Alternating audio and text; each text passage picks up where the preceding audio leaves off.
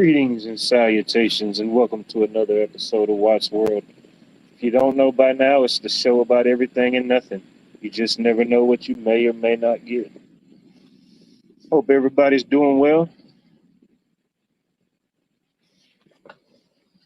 Man, it was another scorcher here today. I think we got up to like 108, 107, 108 with the heat index. It was nice early this morning, but shit, it didn't take long to warm up. I think we was already in the 90s by 10 o'clock.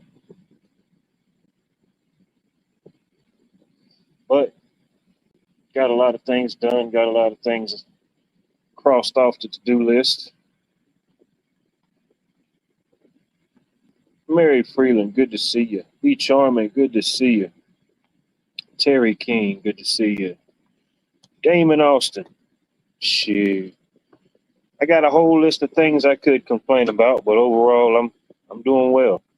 Doing better than I deserve.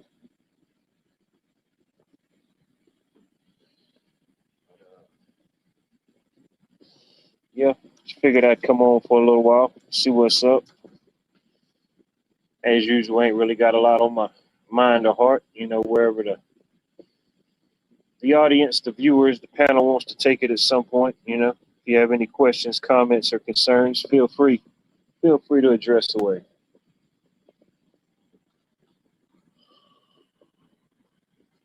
I don't know, it's weird. It's actually cooling down a lot more than it has been the last couple of nights. So I'll definitely take that.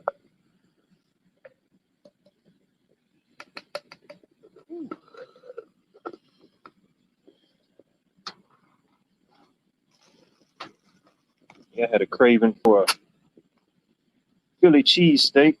Couldn't think of anywhere to get a good one from, so I just said to heck with it. Made one myself. Turned out pretty good.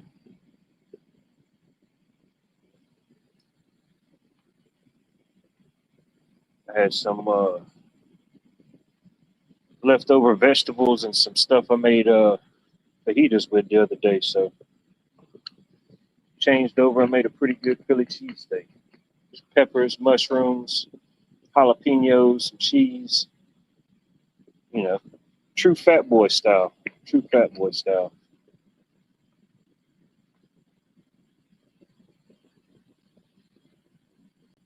Yeah, I was looking at the forecast after the day. It shows high rain chances for the rest of this week. I guess whatever remnants of I don't think it's officially a tropical storm. I think they still got it labeled as a tropical depression, but they said within the next 12 to 24 hours they could see it forming into a tropical storm.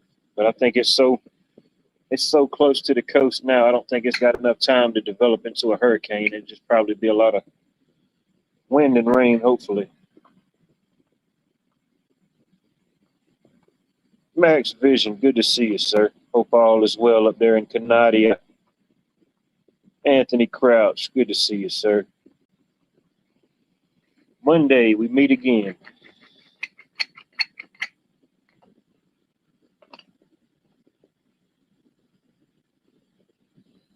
Yeah, I don't know how long I'll be on for tonight. It definitely, I don't have no intentions of doing another 5-hour marathon, but see where the conversation, where the tone takes us. I always say it's not going to be a real long one, but it ends up being quite a few hours, So we'll see.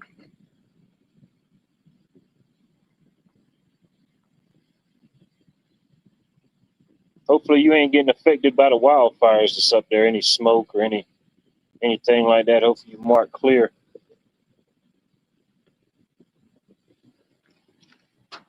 I hadn't followed or looked into any updates the last few days to see what the situation or the status was.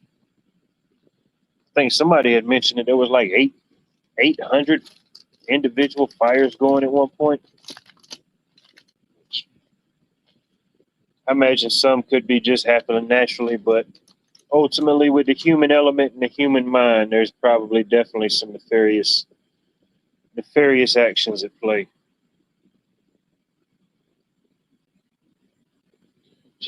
Bonnie's listening and doing the stuff. Be careful, Bonnie. You know that stuff gets dangerous.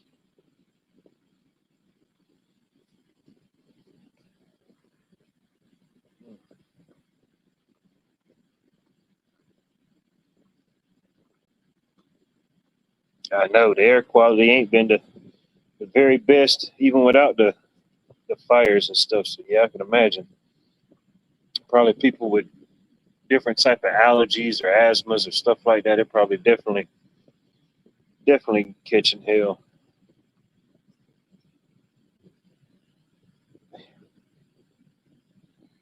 Hopefully they're able to get it all resolved and get it contained. Yeah, I know a couple months back when we had those wildfires going in South Georgia, man, you would have swore the fire was going on right down the road. I mean, it was just, yeah, the air quality was horrible.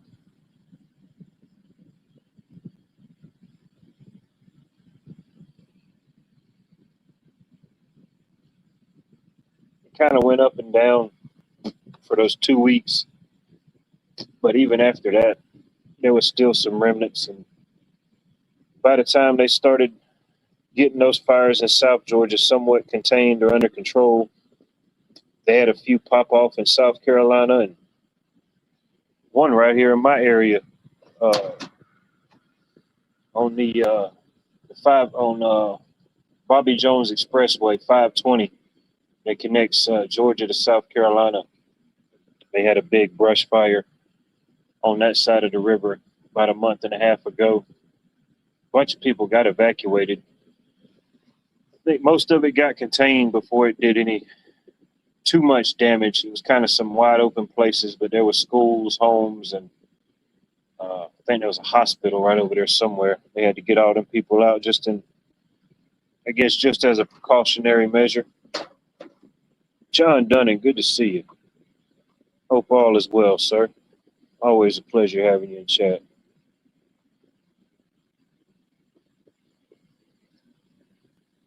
And they say after the whatever tropical depression, Big Bertha, or whatever Big Bertha is going to do, they say we got a, I guess the outer bands or there's some the storm front. They say it's supposed to be stalling out Wednesday evening and Thursday and Friday. They said we're supposed to get a good bit of rain between Wednesday night and Friday. I think Wednesday through, I don't know, Wednesday through next week. I think they call it for rain every day. It's highly unlikely that we'll get it every day, but you know, we'll see.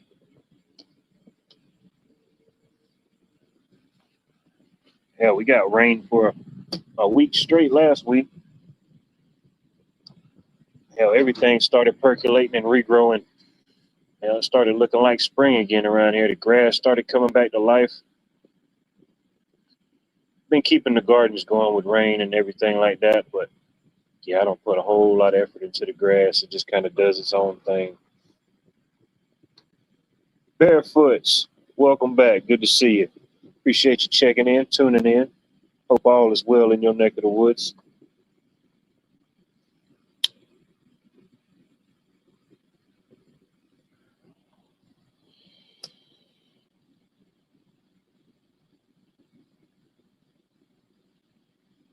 I used to know this guy. He was like a friend of the family. I don't know. My mind just went completely blank. But yeah, the name Barefoots reminds me of this guy because man, he was like an old retired guy, but he still would do like a few little odds and ends things if he had to. But yeah, it didn't matter when you saw this guy, where you saw him at. This dude didn't never have on those shoes. They call him Barefoot. I don't even remember what his real name was. Everybody just called him Barefoot. You ever seen him with a pair of shoes on or something on? Yeah, you better watch out. Some shit's about to go down. You know what I mean? The moment this guy puts on a pair of shoes, man. But hell, I bet his feet had to be as bottom of his feet had to be tough as glass. You know what I mean? This joker didn't never wear shoes. Wintertime, summertime. It didn't make a difference.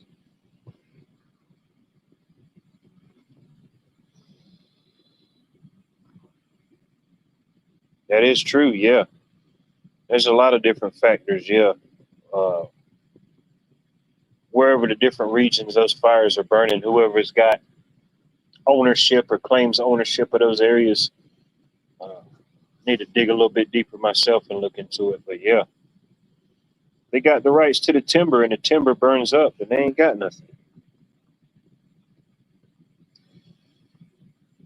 Well, there goes the high-end toothpicks from China. You know, those prices are going to skyrocket now. Y'all watch out down there, Bonnie, slinging links. Duck your head, raise up your feet. It's like playing a game of double dutch. Oh, yeah. I imagine he definitely saved a lot of money over his lifetime, you know. No shoes, no socks.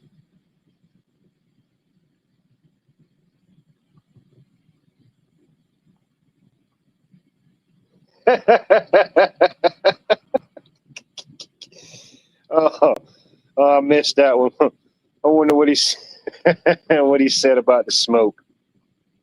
I could just see him just giving a whole little speech about the smoke. Yeah.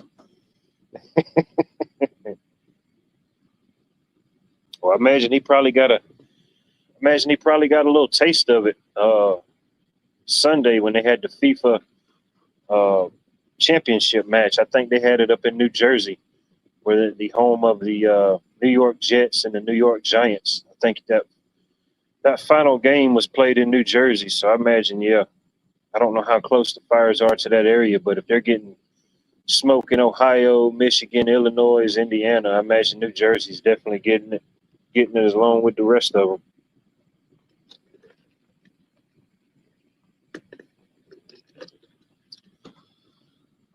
Make sure you check out these links. Go over, check them out. Hit a thumb up, subscribe. You know, make sure you do the thing. Welcome to the golden dawn of idiocracy. You know what I mean? Now we're putting smoke tax. We're having to put an extra smoke tax on it. That's crazy.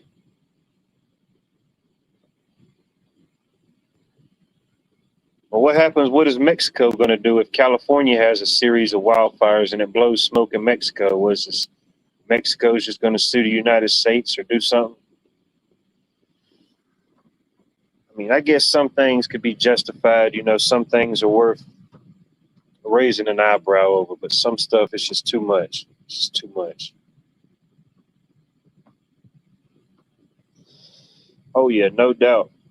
Yeah, people think this is just a new thing or a generational thing or something that happened since Y2K, but no, shoot, these things go back before I was thought of, before you was thought of, before your grandparents was thought of.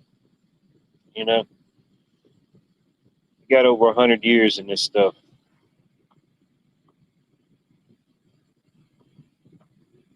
50% tariffs on Canada.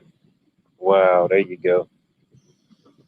That's how you do it. That's how you cripple the poor and the average Joe. You know, just continue to put useless taxes on things. Just an extra 50%. You know, the big corporations, they don't care.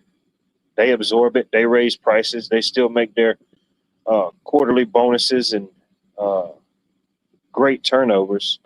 But ultimately, the average Joe, the working man and woman, they got to foot the bill. It's crazy.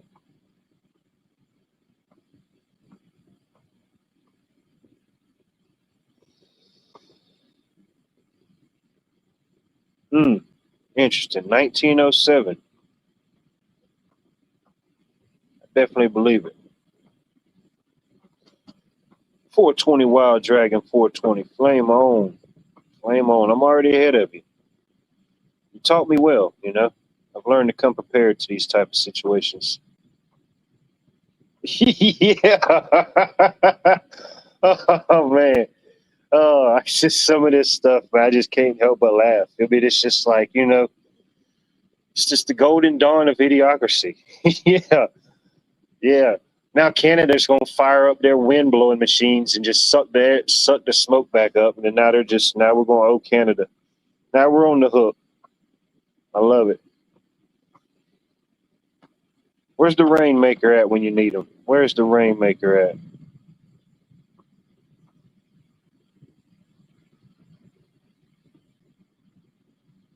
Theoretically speaking, of course.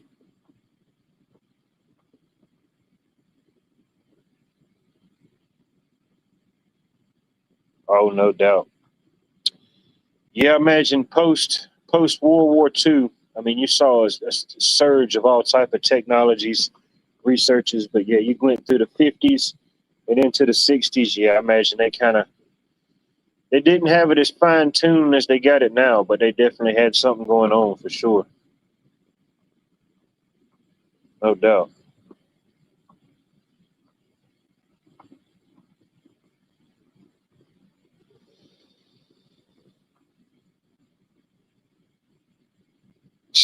Yeah. Yeah, let's just, what can we do to make these people feel better because everything's burning up and everything's getting destroyed? Let's just throw another 50% on top of it. That's crazy. Oh, man. Clint Torres, good to see you. It's an honor to see you. A lot of people can't find the Clint Torres, but the fact that you made yourself shown and known here, I appreciate that. Take a look, everybody. This might be the last few minutes you see the Clint Torres for this evening. Oh, no doubt. They're so protected in all their paperwork and legal jargon. Yeah, they don't have to worry about none of that stuff. Even if something bad happens, their little underbosses and little legal goons will handle all that type of stuff. Even if they have to pay out some, it ain't nothing to them. When you're making billions of dollars quarterly profits, it ain't nothing to pay out a little 10 million here, 20 million there. You know what I mean? A little hush hush.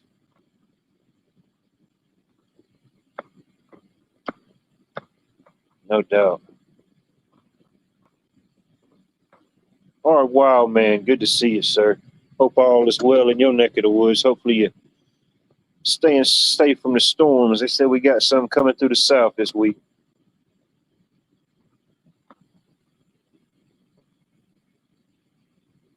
Oh yeah, yeah. I've seen a couple different alleged documentaries about that myself. Yeah, the weather modification that was used in Vietnam. No doubt. A lot of stuff had already been in the works, but yeah, I definitely think that was like a a good training exercise for different things like that. Between the weather modification, the different psychedelic drugs, the different stuff like Agent Orange, things like that. I mean, it was just a breeding ground for those type of things. I ain't got no money, but I still got my honey. No money Monday. Let me hold a dollar. Let me hold a dollar. We all have some money.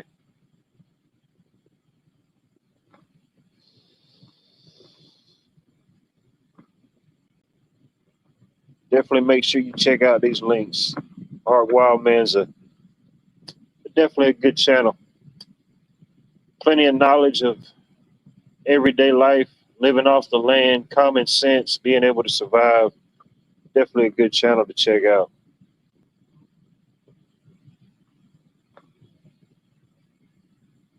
Yeah.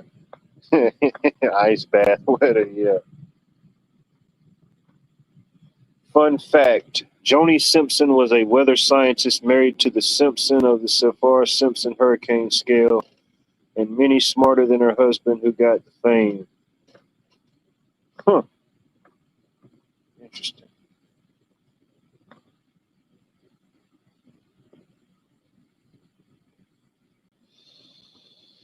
Oh, no doubt.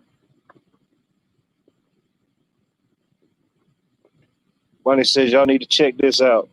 DEFCON 3 has officially been activated. Make sure you read it before it's too late.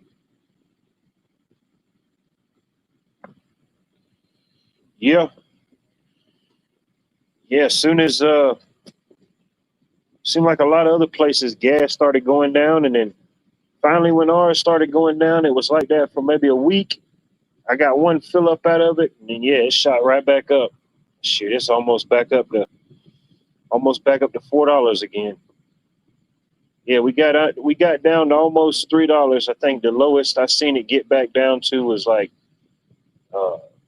3.15 without the points or whatever. And shoot, now we're right back up. We're like between 3.70 something and $4, depending on where you're getting it at. And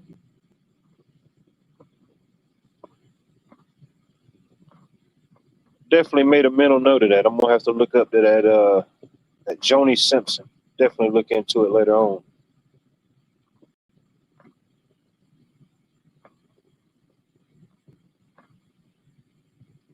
Oh, no doubt,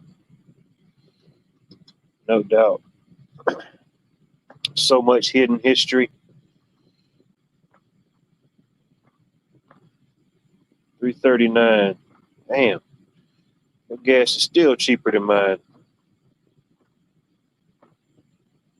Oh, no doubt. Everybody here, they definitely got their own set of skills, their own ways of viewing, ways of handling things, ways of teaching, ways of explaining. But yeah, Art Wild, man, he's definitely a plethora of knowledge, no doubt. Spiritual and natural, you know. I like it. Johnny Tsunami, good to see you. Hope all is well. Yeah, that's about how it is here. Uh, yeah, within, I don't know, maybe about a week and a half ago, it started going down and it stayed that way for maybe a week. And then that following Monday, or was last Monday, it just started going up. Yeah, it went up, hell, almost a dollar in a week again.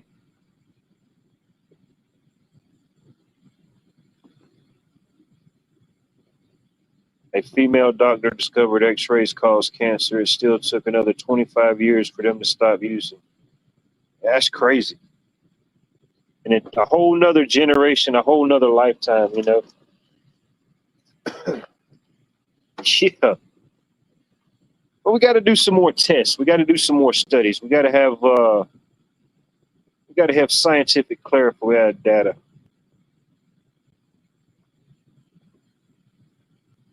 Going to get worse now that the Houthis are threatening the other. Yeah. And then, I mean, just outside of whatever war may be going on or conflicts, you know, these type of things they're always happening. Some may get more heightened, more intense, more polarized, you know, for whatever reason. But even without outside of the current conflict or war in Iran or Iraq or Iran, uh, it's just we continue to see the prices go up. You know, once it went above $1, it didn't come back down for a while. Then it went to $2, and then heck, we was at $2 and some change for a while. Then boom, we hit $3. And once we hit $3, it ain't went back below $3. I think it did a little bit last year sometime, but yeah, once it hit $3 again this year, it just never went back down.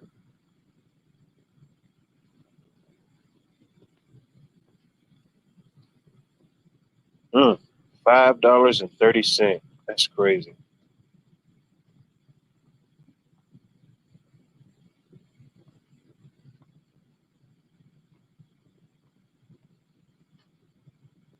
Dang it! I don't know why that won't stay up there. There we go. That is true. That is true. Mother's Day was originally founded as an anti-war holiday. That is true.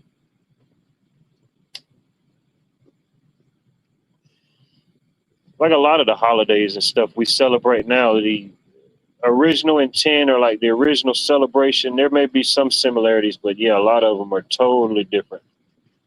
Totally different.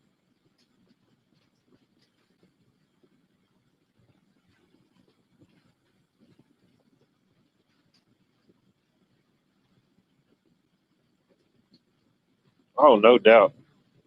No doubt.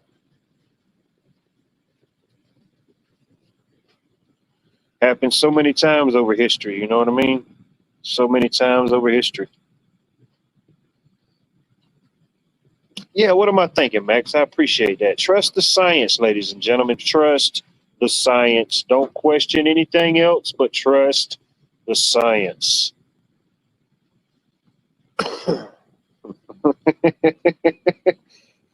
Science is chauvinistic. uh, I can live without AC, but thank God for AC, especially when it's 95 with 95% humidity. You know what I mean? Shh, about to take your breath away.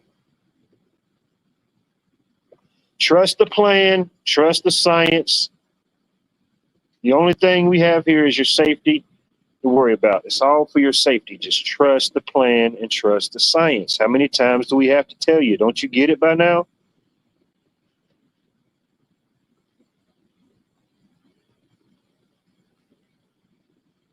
Yeah. I never married. I tried to date some highly intelligent women, but I don't know. It's kind of hit and miss. It's kind of hit and miss, Made a lot of questionable life choices. Poorly lit hole in the wall areas sometimes aren't the best place to pick up.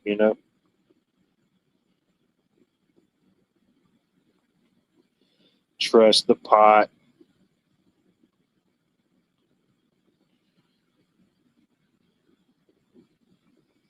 Bonnie, it doesn't matter if it don't add up. That's the thing. You just got to, even when the numbers don't add up and the data doesn't reflect what's really happening, you still have to trust the plan and the science. Uh, it's just all part of the process.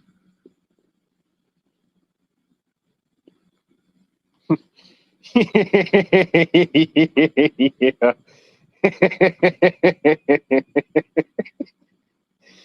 Yeah.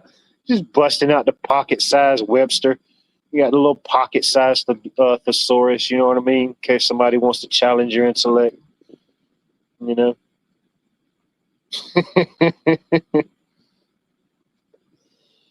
No doubt. Super safe, super effective. You know, great turnover ratio.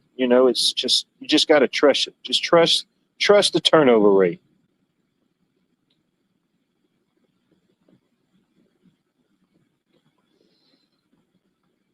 Pat Evans, always good to see you, Pat.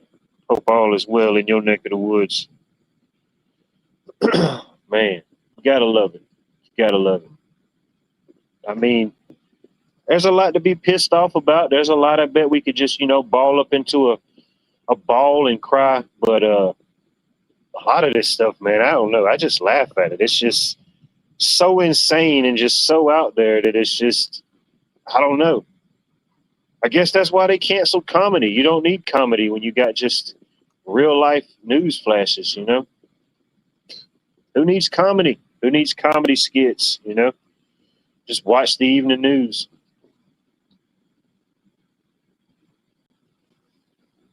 Hmm, man.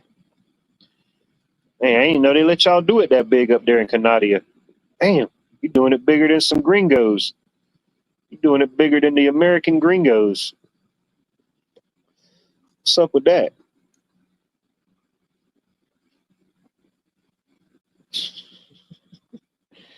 I know. I know. I feel like I might have missed my calling. Like I could have been a part of the sideshow. You know what I mean?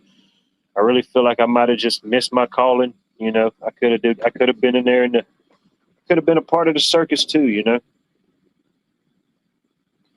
think I could have did well in the man eating chicken exhibit. Brian, good to see you, sir. Hope all is well.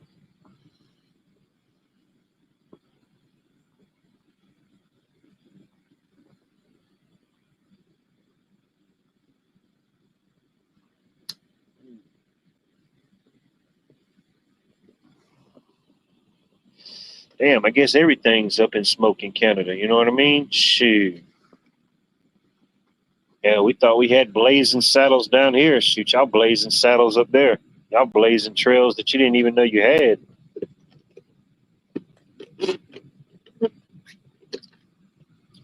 Oh yeah, he came in bumping that Miley Cyrus. Just came in like a wrecking ball. Came in like a wrecking ball. Never hit so hard before. I don't even know this song.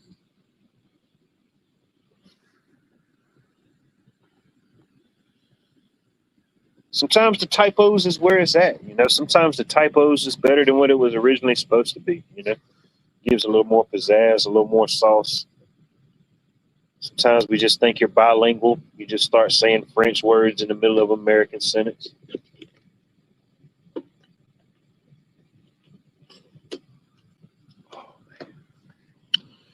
It was a hot one today. I just felt like I couldn't drink enough water. Man. Whew. Oh, I can rap it now. Don't get it twisted. I probably don't know. I was the Freestyle Friday champ 7 weeks consecutively. 7 weeks consecutively, the Freestyle Friday champion. You know what I mean? I would have been 8 in a row, but it's just the pressure got too much to me. The dark underworld of Freestyle Friday rapping. It's pretty dark. Took my 7 weeks consecutively and got the heck out of there. You know what I mean? And Garvey, good to see you. Hope all is well. We are not burning any more forest than usual, but all the whiny Americans can't take a little smoke. Who knows? I don't know.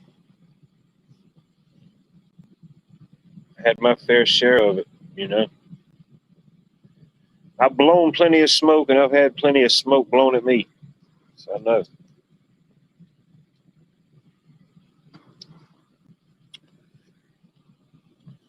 Oh, shoot. The Monday raps. Oh, man. I don't even think my brain can configure around even to get to it. I have to think about it, warm up, you know what I mean?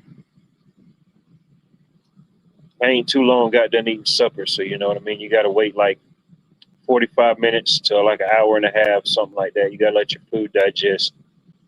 You can't get too hyped up or too amped up or too excited.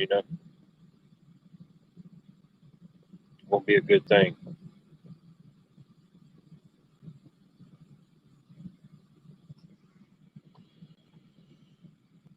Oh, no doubt. Definitely.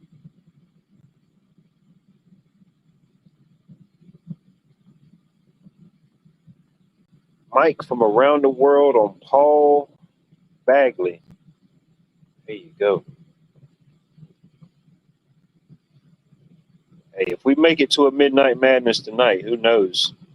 My brain may be firing on a whole different scepter wave. Visibility was less than 200 yards. That's not a little smoke. That's a fucking Cheech and Chong clam bake. Yeah. Yeah. Plus, it's free. It's free smoke. Ain't too many places you can get free smoke these days.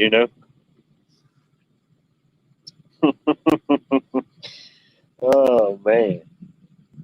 Yeah.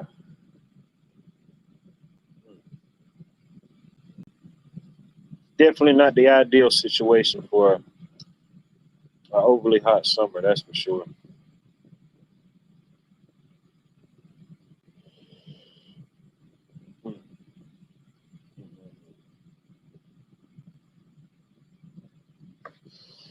Well, I seen some over the weekend here. They had some interesting news popped up. They had here in the county that I live in, they arrested 3 police officers. Two of them were I think, were police officers. I don't know their exact title or duty. And the third guy, he was an investigator for the county that I live in. They arrested all 3 of them And you won't never believe what they arrested them for. These, I think it's a bunch more that's involved, but they, who knows if they rat out on the other ones or not. But yeah, these three guys, these three local police officers were getting the data and the information from the flock cam servers, and was like tracking people down, spying on people, seeing where people was going, seeing where people was at. Um, I forget specifically how they got caught. I think they said that inside of the flock cam system, they have some type of AI program built in. And of course, it's AI. You know, why wouldn't it be AI? Because the humans can't think that far ahead of their own nose to even think about something like that. But yeah, the AI program caught it. They said that there was like some irregularities in the searches and follows or whatever. So, from my understanding, the AI caught them, and it was a whole mess. Something about somebody was cheating on somebody's girlfriend or somebody's wife, or somebody was cheating, and they started getting like different people's information from the flock cameras and following them and stuff. And I said, damn, that's crazy. And that just happened. That just happened earlier this year. They arrested my county, same police department. They arrested a cop for doing the same thing, misuse of information. And I started looking it up myself, and heck, just this, they say just this year alone in the state of Georgia, there's been over 20 public servants, police force, different capacities that's been charged or had charges brought up on them for misuse of collecting data or misuse of the data that was collected for their own personal benefit. And I said, you know, stuff like that, it don't surprise me. I mean, it really don't. The fact that if nobody was to get caught or nobody was doing it, that would be more surprising than somebody getting caught. You know what I mean? Ultimately, but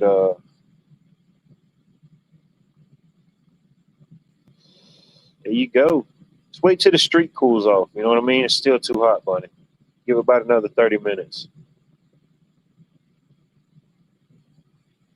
Yeah, the article that I read about it, that's kind of what they were saying. They didn't say it directly, but they was basically saying that, you know, it definitely has the capabilities to be misused or to have some type of nefarious purposes. But most of us already know that. Even if it was something good or had some type of benefit to us, that could easily be twisted and nefarious. So the fact that you've already got all these cameras everywhere spying on everybody, collecting all their data, you know, and to think nothing nefarious beyond that was going to happen is just ridiculous. Oh, no doubt. That's just the ones we know about. Um, no doubt. Probably just the low ranking ones, you know what I mean? The low end of the totem pole that gets it first. Yeah, it's going to be interesting to see what they do with them. It was two police officers and one investigator or detective that got arrested here locally over the weekend. So who knows? Hopefully something happens, but who knows? They'll probably just suspend them, remove them from this county, and they'll just go to another county. You know what I mean? Oh, no doubt. I mean, that's why everything you got's got a barcode and scannable. You know, that's the one of the big reasons for the push for the real ID. You know, 'cause all that stuff has chip and tracking capabilities in it. All your banking cards have chips in them. You know, most of your license plates by now they've already been changed over and have the barcodes embedded in them. You know, it's just a scan away. They don't even got to type no information in. They just scan the license plate and it pulls up all the information to whoever owns the vehicle or stuff like that. And I've even seen some articles, and I believe it myself, that it's beyond the point of like just leaving your phone at home. You know, a lot of times when I go out, sometimes if it's just somewhere quick and I don't plan to make it a whole excursion, I'll just leave my phone at the house, you know. have a little peace. Don't got to worry about nobody calling me. But yeah, it does. It's something that's leaving your phone at home don't even matter no more. If you've had a phone up to this point, there's so much biometrics and there's so much data tracked. I think it just pretty much can track you down to your skeletal system at that point. It don't even need facial recognition. See, most of them do. Yeah, the real IDs, license plates, all those type of things now.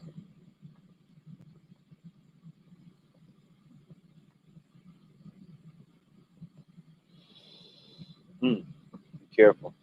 Be very careful.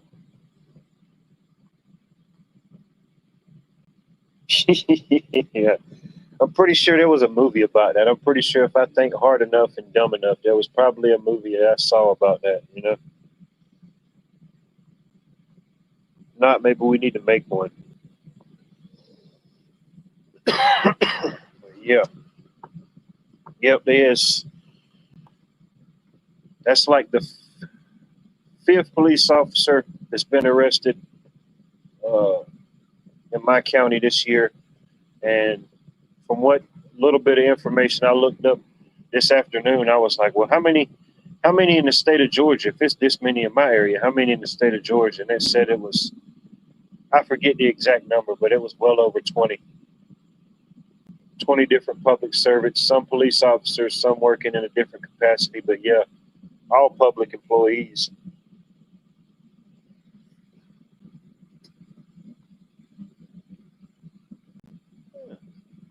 What could possibly go wrong? You're right. We're completely overthinking it, Bunny. I appreciate you for keeping me in check, letting us know what's up. What could go wrong? What could possibly go wrong with some foreign entity, some foreign corporation having your digital ID, digital footprint? Yeah, they wouldn't do anything nefarious with that, you know. They just put it in a little cage and just look at it, you know, like a little trophy.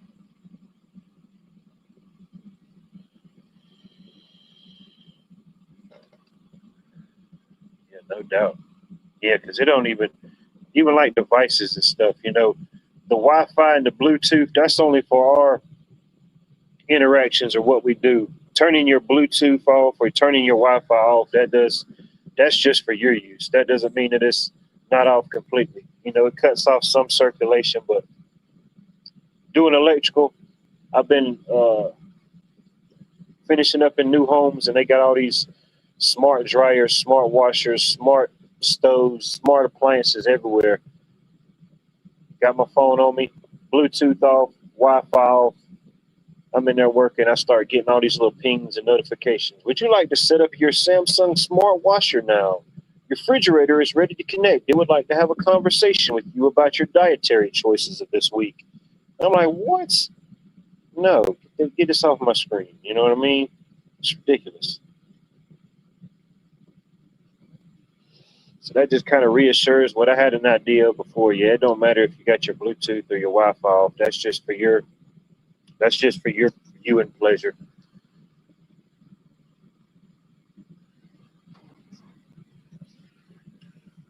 It's like buying a brand new car from the car lot and thinking because they ain't got a set of keys, they can't take it. Are you kidding me? They're the ones that sold you the car. They can get a key anytime you want to it. They're the ones that made the key, made the lock, and made the device. You think they can't get into it? I don't know. Can't say I want none, but I wonder what the heck you smoking.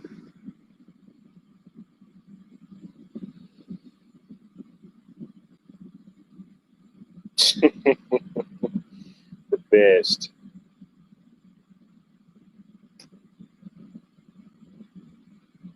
What's that just say? They just arrested a mess of officers in a sting. Hmm.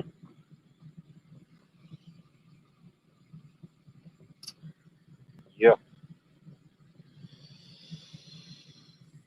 Interesting stuff.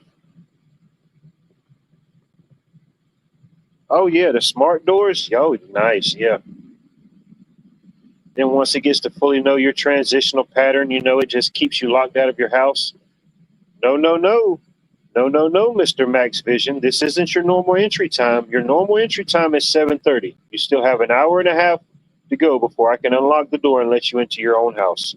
Please sit outside. We will inform you when it's time for you to come in. You know, your house just starts locking you out. No.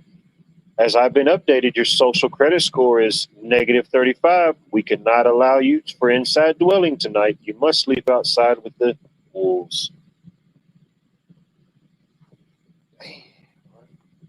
Puffing that Blackberry. Puffing that Blackberry Palm Pilot OG. Dang.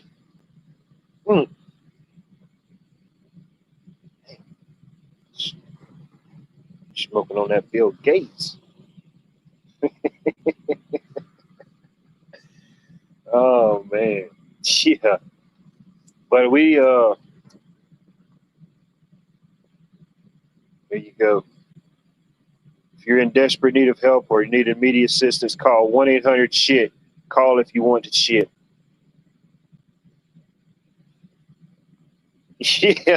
Yeah, your smart devices start telling you need more outside time. They tell you to go touch grass, no doubt.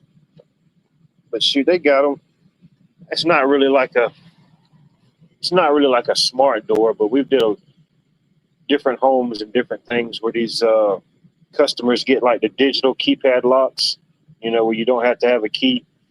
You can just type in the code and unlock it, or you could some of them you can unlock straight from your phone. You know. I'm thinking if you've got the time to walk up to your door, pull out your phone, press a couple buttons, then hit the code, you definitely had time to unlock it with a key, or at least put in the code with your fingers. You know what I mean? But yeah, did quite a few homes for different customers. They have those digital keypads, which I'm pretty sure most of them have the like the manual or automatic override. You still can do it manually, but yeah, that would suck. One of them things burn out and you can't even get in your front door.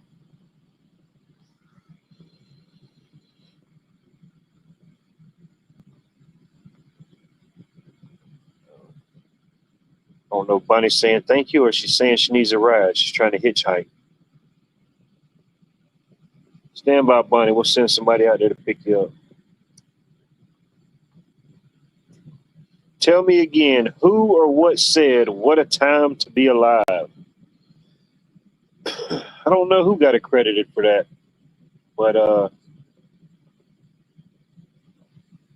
you know, there may be some times people can look back and say, "Yeah, that, you know, that was the good old days," or "Man, those were some good times." But I don't know. What a time to be alive! What a time to be alive! You know, it's man, I don't know. Got so much that's going through my mind to even to think about it or speak on it. You know, it's just so much you don't even know where to go with it. What a time to be alive! Yeah, yeah. You get locked out of your own refrigerator because your blood sugar's too high. You're 5 pounds. You know, your refrigerator's telling you you're obese. Only thing it'll do is let you in the freezer to get ice. Oh, it ain't far. It ain't far off from that.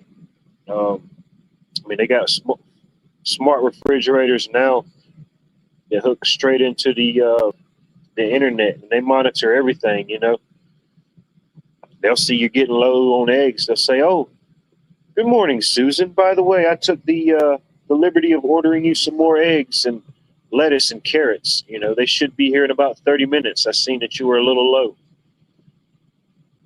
Oh yeah.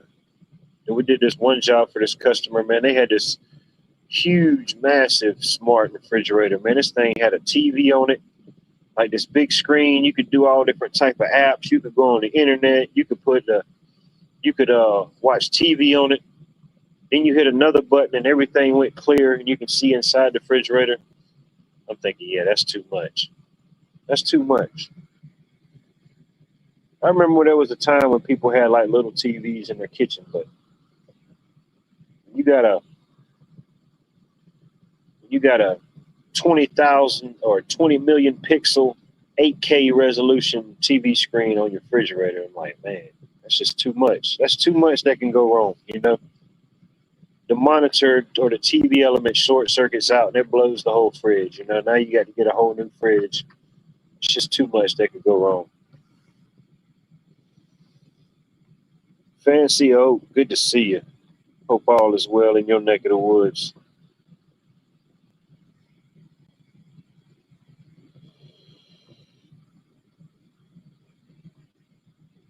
Whew, 113. Damn. Trash can's gonna be melting. You have to bring in your what you know about that Drake and Future? What do you know about Drake and Future? You got Drake and Future in your playlist.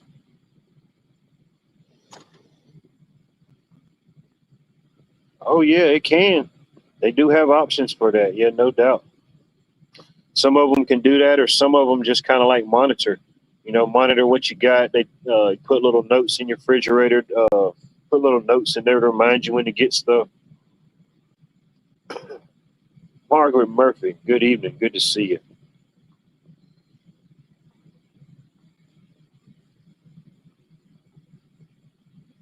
Yeah.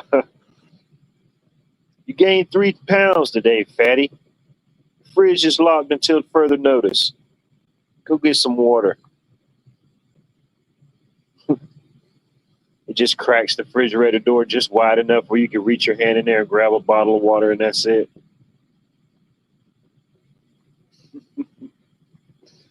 Oh, dang. I hate to hear that, man. Sorry to hear that.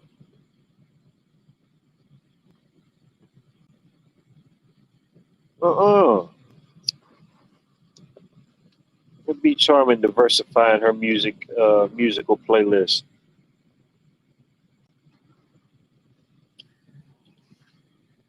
Or I was thinking of like the country song, but that was It's a Great Day to Be Alive.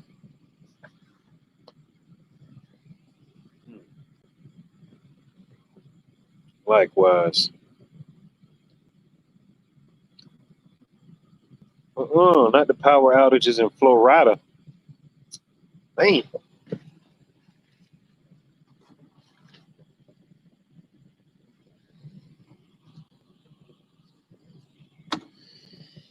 We shall see. I don't think it's nothing severe this week, but they say we're supposed to get a good bit of rain.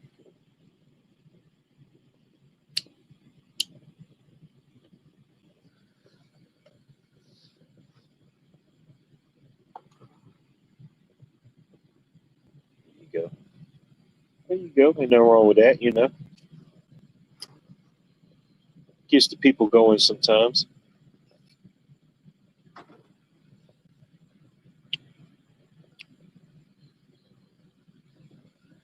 Yeah, I seen that. And as I was coming in this evening, I'm like, man, over towards the Carolina side, it looks absolutely cloudy. It was just a complete wall of clouds on the Carolina side. It was like, man, it looked weird. And then when I got in earlier, I was watching some of the evening news.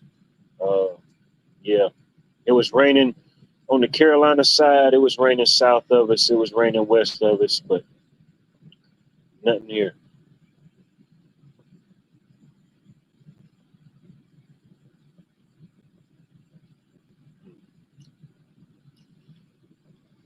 Yeah, I don't think it'll be. From what they're showing, it was so close already to the landfall that I don't think it may develop into a tropical storm, but I highly I highly doubt it could form into anything hurricane size because it's already so close to the land. But I don't know. Definitely check the weather. I think anywhere in the Gulf, they're going to be getting saturated from now to this weekend. That one meteorologist I was watching, I think it was when I watched the local news this evening, they were saying that the way the current conditions are and as warm as the water is, it could just sit there and just spin out for a couple days.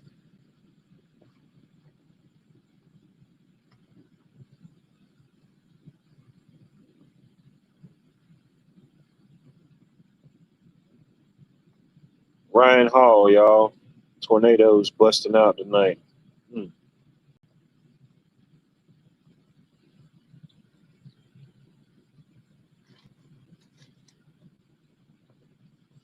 Yeah, he gets a pretty good following doing that weather stuff. It's crazy, you know.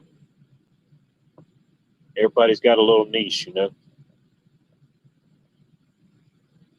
Guess it was kind of a good idea because I don't think too many people pay attention to the local weathermen anymore.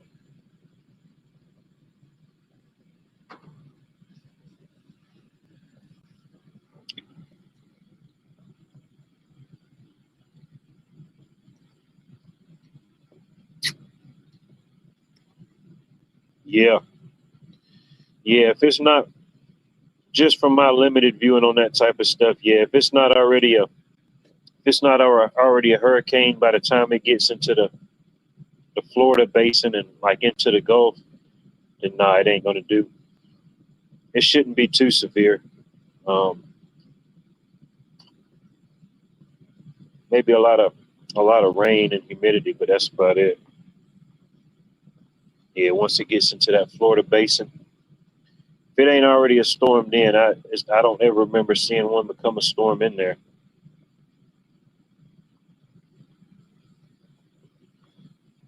Watch out, Big Bertha's making a.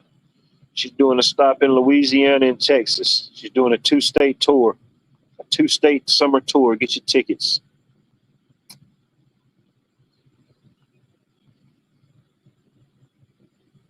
Oh heck yeah, that sounds good.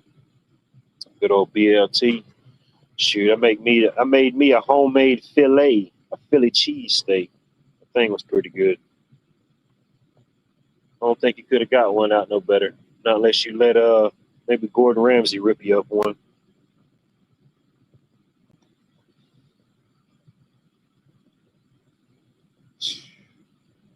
And you're like in the vortex.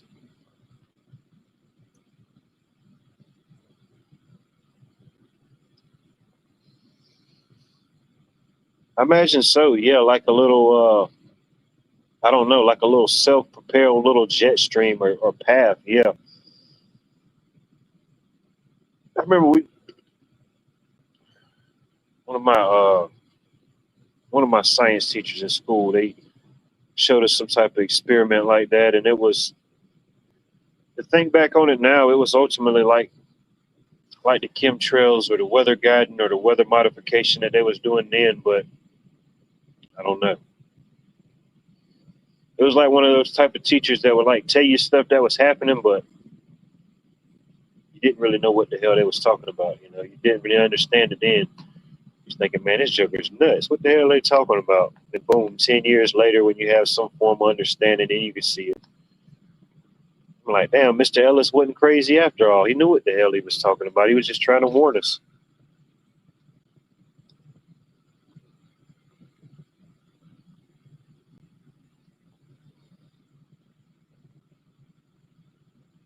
Oh no, she Big Bertha ain't gonna miss a chance to stop in Alabama. Shoot, no, not Big Bertha. Yeah, I know. I think Wednesday through Saturday they already labeled it. My area and the surrounding counties for what do they say? Moderate flash flood risk, whatever that means. Moderate flash flood risk. Moderate. I don't know, but yeah, they showed the map this evening. It's like, dang, every time I even look at the local news, they telling me some wild stuff. I said, man, I got to stop watching the local news. It's worse than the national news. They give me crazy local stuff, but who knows? Killer deal. Good to see you. Appreciate you checking in, tuning in. Hope all is well in your neck of the woods. Prepper 101. Good to see you, sir. Hopefully you mark safe from Big Bertha. Not the mother-in-law, but the storm. No doubt. No doubt. We got you, bro. We got you.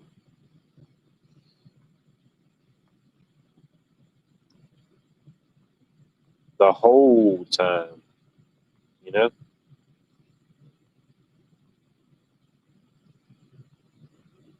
Oh, man.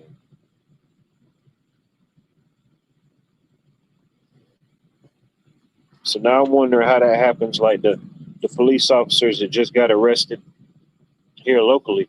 Like I wonder what happens to like any of their charges or like any cases that they might have had against somebody. You know what I mean? What if they? I wonder how they probably don't investigate much farther than what they got caught with. But I wonder if any of their other tickets or any other interactions become like void or suspect or under investigation. You know what I mean? Probably not. But I don't know. I guess that's why I couldn't have the job because yeah, I'd be like, all right, well, if y'all doing all this spying, then who knows? We definitely got to look into some court records and proceedings and see what the heck y'all been doing. Ohio Grass Man, the myth, the man, and the legend. Good to see you, sir. Hopefully, you're marked safe from the Canadian fire apocalypse.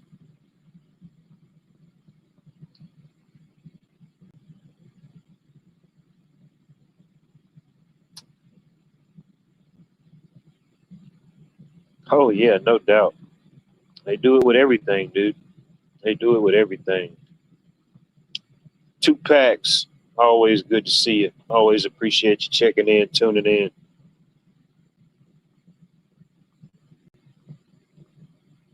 Man, we got all the legends showing up tonight. Must have thought it was a bar mitzvah over here.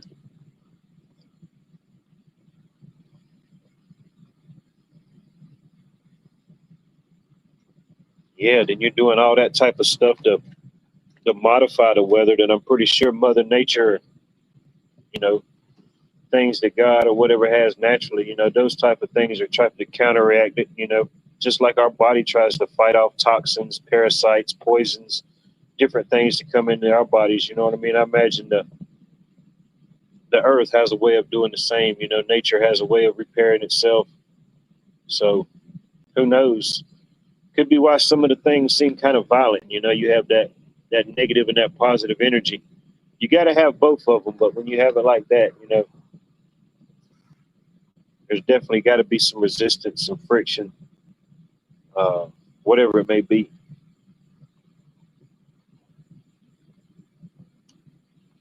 Hell yeah, let's do it. Everybody climb in the back room. Everybody climb in the back room. We got the AC on, shutting all the windows. Uh, Make sure you get you a cold beverage from the refrigerator. It's been fully stocked. Just sit down, buckle your seatbelts, and oh, we got helmets now. We got a complimentary Sane Asylum helmets.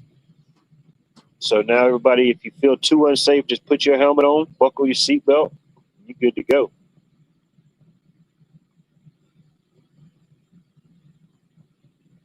Oh, I know it. That's horrible. Yeah, if they're just now telling you about this, dude, yeah, there's more that's out there than that. You know, that's just like a whatever happened with the lettuce this time. It's been like something like every so many months or every I don't know every quarter. It seems like there's something. It used to be a time when people would like go up to look up the recalls and you could actually like skim through them and you were good for a little while. But now, shoot, if you looked up all the recalls and stuff that gets reclaimed and recalled now, shoot, I could do a whole broadcast just on stuff that got recalled and reclaimed just this within the last 2 weeks. You know what I mean? It's crazy. Which sometimes it don't always mean it's something like dangerous or poisonous. Sometimes it's something different. But dealing with food, no, it ain't never nothing good dealing with the food. It's still free. Still free over here. Don't give you much things for free. But Yes, nice white jackets with the rear tie down straps, you know. They tie down in the back, not in the front.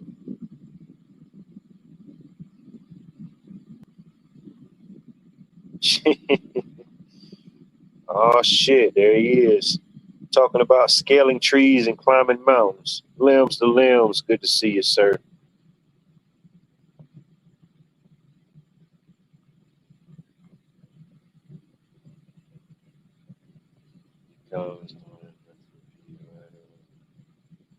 Oh yeah, sometimes yeah, on certain things, yeah. I go on to some of those websites from time to time, you know what I mean? Just not religiously, but just every now and then when I think about it and just see if there's anything out there floating around that I might consume or might have had consumed that no, for the most part I ain't never really uh, ran across any data or information to myself that it affected something I ate. You know, it could have been easily with whatever was going on with the explosive projectiles from the parasites. You know, but no, I felt fine, felt good. I mean, I eat. Don't get me wrong, I eat good, but I'm still kind of picky. I'm still a creature of habit. You know.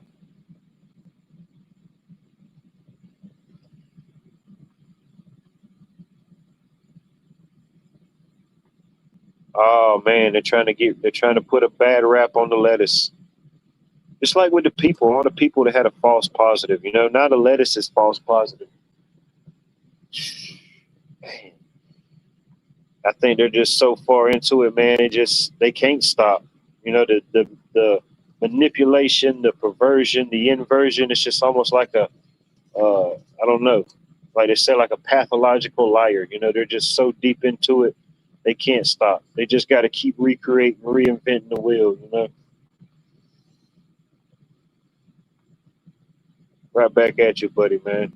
I want nothing but the best version of yourself, brother. Custom, fully custom.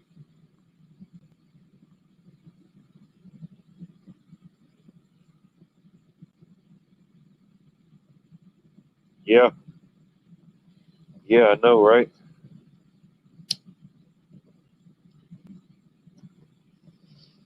That's what I'm thinking. Hell, Taco Bell canceled the lettuce, and I'm thinking, hell, the lettuce might have been the most nutritional thing you had on the menu besides the tomato. You know, who knows? It's just probably another reason or another gimmick that they can ultimately say, see, you know, this type of stuff is just not safe. We got to give now. They're just going to start 3D printing vegetables. You know, I probably shouldn't have gave them that idea, but yeah, coming soon. Very own line of 3D printed vegetables. You know, don't dare eat that parasite ridden natural lettuce. No, no, no. Why would you do that when you could have a freshly made, freshly delivered 3D printed head of lettuce for all your lettuce endeavors?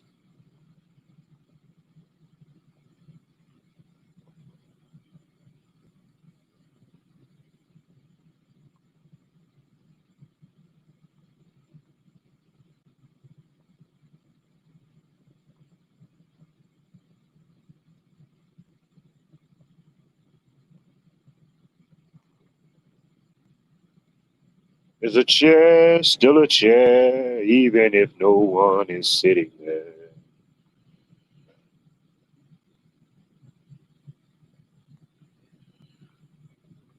Yeah, I know it. There's one time I was looking up some data, or some data got presented, and I don't remember. It was been a few years back, but yeah, it was showing that people like in that Mediterranean, that region, like the Mediterranean area, yeah, they had a longer lifespan. You know, a lot of X factors and stuff, but no doubt. Oh, I know. I go out to eat sometimes, and then go to an Asian restaurant. There'll be some Asians, and I'm like, man, dude, I thought I could throw down some groceries. I'm probably like they're probably like one third the size of me, and they just consumed way more than I could even. I'm thinking, where the hell are they even putting all this food? You know what I mean?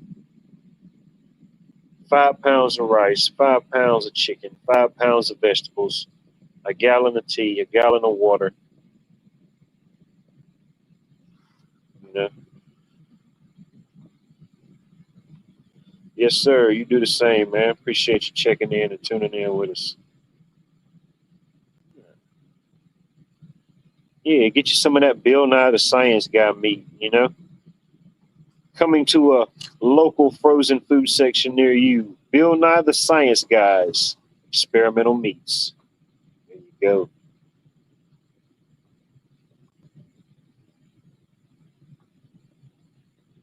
Yeah.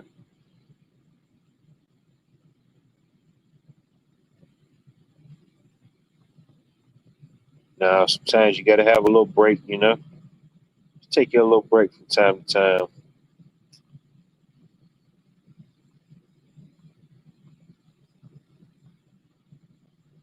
Remember the song TV Dinner, ZZ Top? Nothing like the classics. Matter of fact, I'm going to put it on right now while I eat dinner. There you go.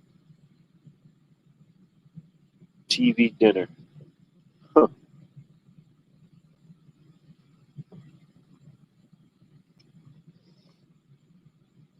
Got B to vote, yes. So that's one, you know?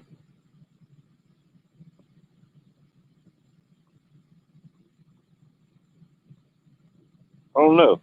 I don't think I ever crashed out. I might have crashed in a few times. I might have crashed a few venues, you know? I've definitely ruined a few white tie affairs in my day. White tie affairs and black tie affairs. I've ruined a few. Oh, no doubt. I think about that myself. You know, uh, I garden, I grow things. You know, definitely not on any type of massive scale. I do, you know, enough for me and a little bit of abundance if I get it. You know, share around. But yeah, definitely. Just look at so many different periods and times and stuff, or even like what was it like during World War II and stuff when people had the victory gardens. You know, you'd have a whole front yard or a whole backyard. It wasn't no grass or none of that. It was just a complete garden.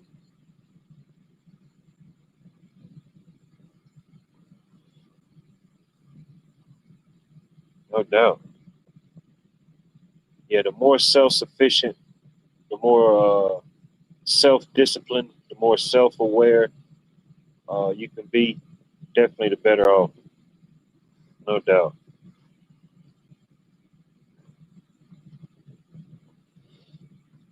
Stay as long as you want, but just know at 11:30 we do lock the doors. So if you're in here, you know what I mean. Hopefully you brought a air mattress and a cover.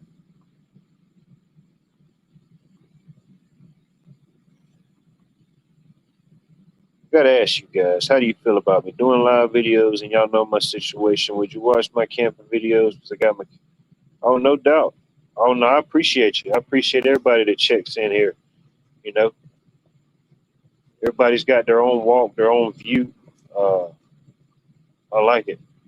It would suck if we was all the same. You know, there wouldn't be no need to venture out and view other things. We'd just be a one and done. Everybody would just view one and know how the rest was. You know, definitely do it. Definitely spark up some camping videos. You know, stuff like that. No doubt. Talk about it. Uh, do a video setting up the tent, setting up the camp, different things like that. No doubt.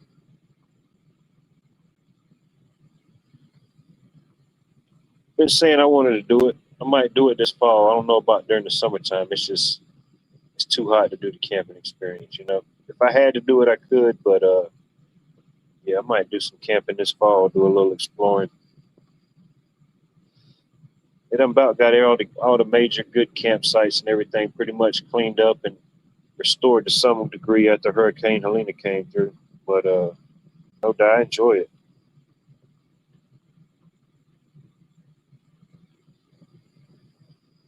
Shit. Oh shit! You done had 5 mini bottles of the 99 bananas. Oh man, dude, I don't even know how many 99s that is. Ever watch Mike Chan on Simple Dumpling? He rates food all over the world and he can eat. Can't say that I have, and I can't say I haven't. I probably have. I've seen quite a few of them little channels like that. I admit, it's my little guilty pleasure, you know. Sometimes I'll be sitting there eating a full course meal I just prepared, and I'll just cut on dinners, drives, and dines. I guess that's when it's real fat boy status. You're just sitting there eating and watching a show about people eating. It's too much. It's when you know you made some questionable life choices. Oh hell yeah, shrimp and grits, no doubt.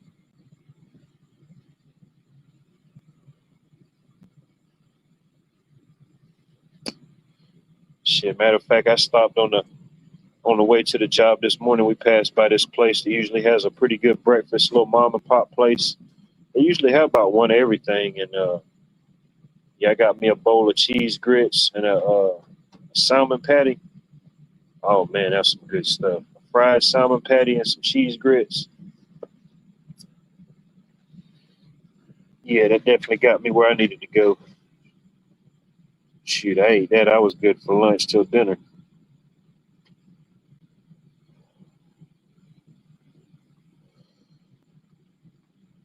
Oh yeah, as much as possible. You know what I mean? Can't do it like grandma all the time, but the more the merrier.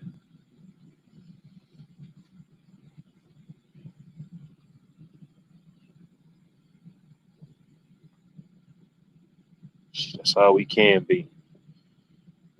Just be honest with ourselves, and everything else will fall into place.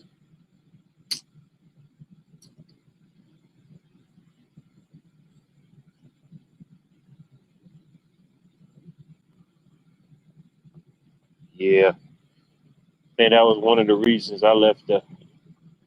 I was never a constant drinker or everyday drinker or alcoholic by any means, But yeah,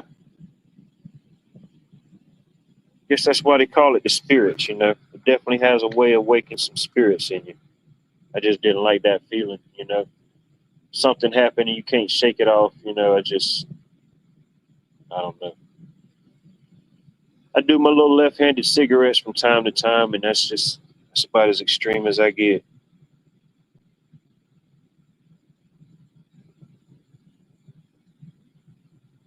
Oh, I know, Karen. Different times for sure.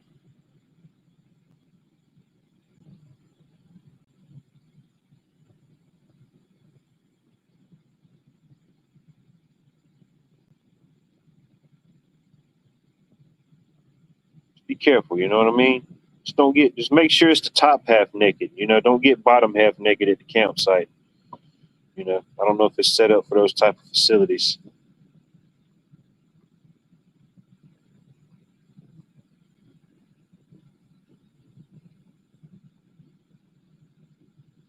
Appreciate you checking in, two packs.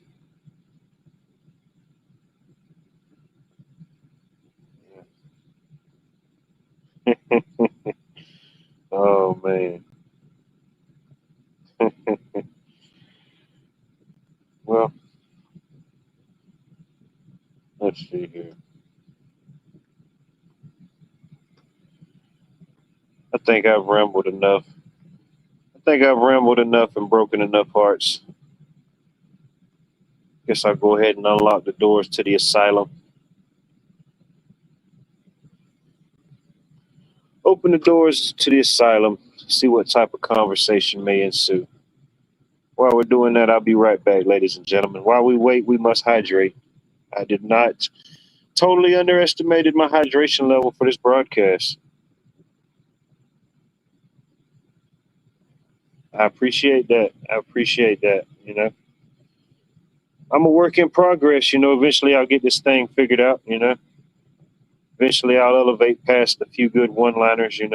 But appreciate that.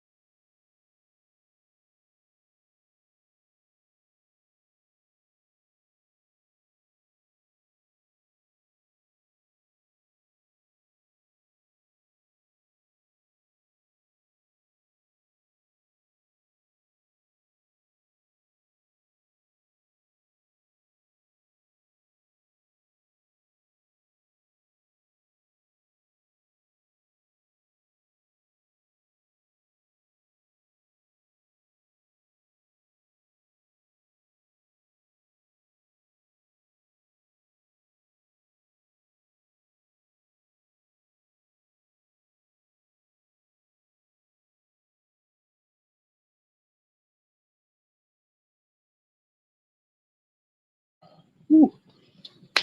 I do apologize, ladies and gentlemen. Felt like a fish out of water. As usual, I completely underestimated my hydration level. Whew. About lost me there, ladies. You about lost me.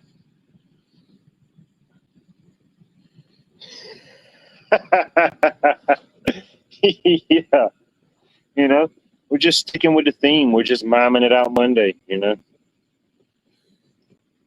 Oh, no, I had to go get something to drink. There you go. Don't let us down, Limbs. You got us all looking forward to the campfire streams. You know what I mean? Don't let us down, bro.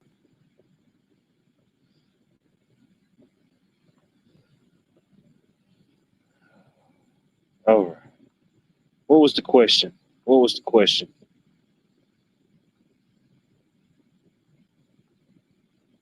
What is ganja? Smoking of the ganja, man. I think that's weed. Pretty sure that's the weeds. She ain't gonna do it. It ain't got weird enough yet. Has it got weird enough yet? No, I took the night off. I tried to switch it up, do a non ASMR silent stream. Just a silent reflecting stream. Some people do the live sleep streams. I may eventually get into that and work up into it, but yeah, just testing out, doing a little social experiment with the silent streams.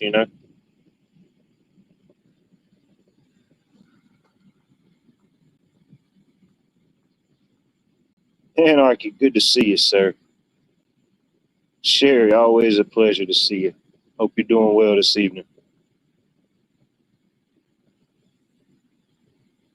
Dude, there ain't nothing to be embarrassed about. You know what I mean? There's absolutely nothing to be embarrassed about life happening to you. You know what I mean? There's nothing embarrassing about life happening. You know, we all know that you're honor able, trust able. You have the ability to do work, produce, and great things. You know what I mean? There's nothing to be embarrassed about a minor setback to a major comeback.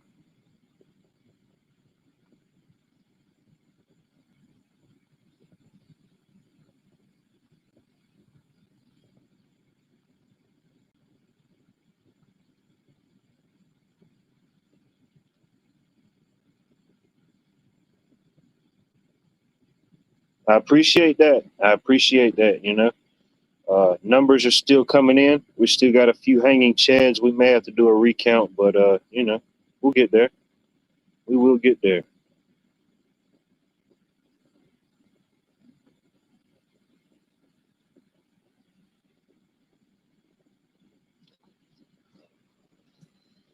You know, just recreate my best Charlie Chaplin impression.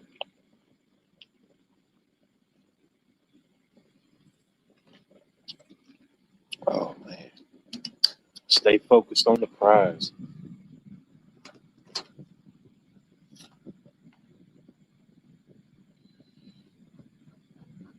All right.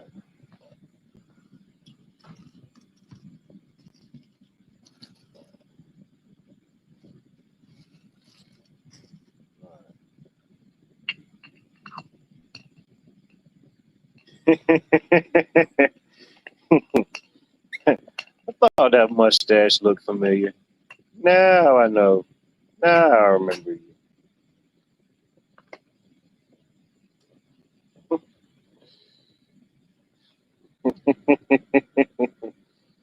Oh. Burt Reynolds look-alike 1992, huh? Yep, that was you. That was you.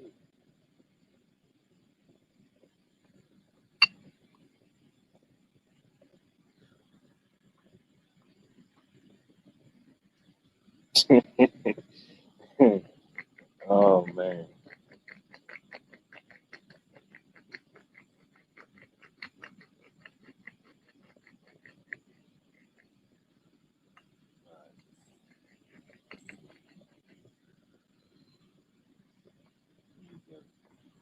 Yeah, just make it a regular survival video. Don't do like a naked and afraid or anything. I'm pretty sure that would trend very high, but I don't know if YouTube will allow it. Just do your own version of South Carolina naked and afraid. naked and afraid in the low country. Yeah, I don't know. That's pretty crazy.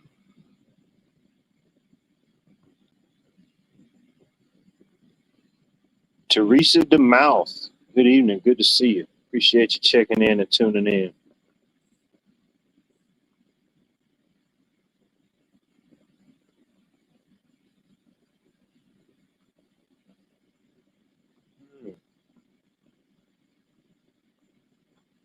I don't know. I can neither confirm nor deny.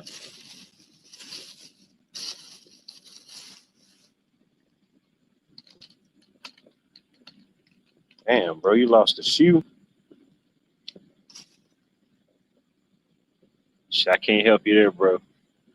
You could take one of my shoes and cut it in half, and it could probably be a new pair for you.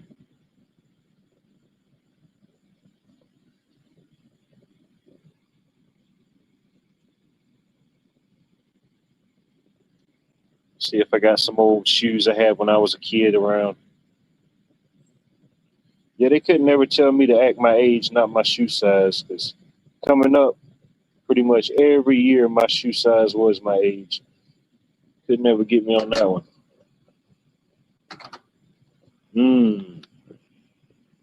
That's when you knew it was some suction. When you got enough suction to pull the Velcro off them old grandpa shoes, you know what I mean? Oh, damn. Hell, if you didn't have that shoe on, it probably would have dislocated your ankle. Having those two strap Velcro shoes probably what saved you. Yeah. Yeah, stop bragging, you know. Now they all want to do the thing, you know. Now they all want to do it.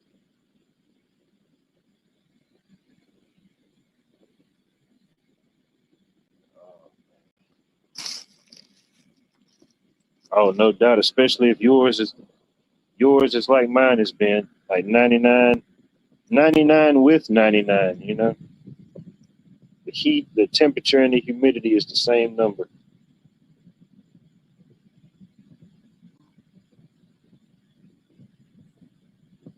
That's why it was brutal when we wasn't getting no rain, but that was the only thing that kept it somewhat tolerable, you know, with hardly any humidity.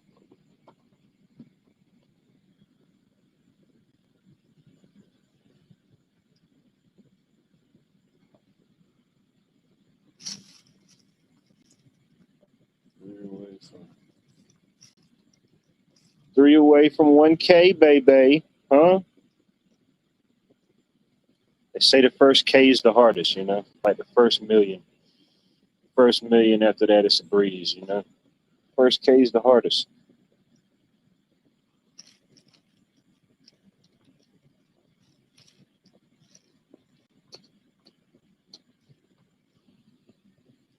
However, that depends on my level of anger because I could probably survive. Oh, yeah, no doubt. I could see you out there on the episode of Survivor. You know what I mean? I don't know. What do you want to happen, Cheryl? What would you like to happen? I'm definitely down for some input. What would you like to happen? What's some ideas?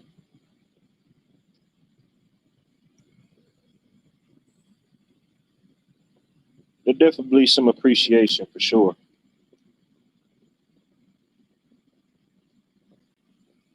I got a little care pack. I got a little personalized care pack I got put together. You know what I mean? Figure out some type of way to make it happen.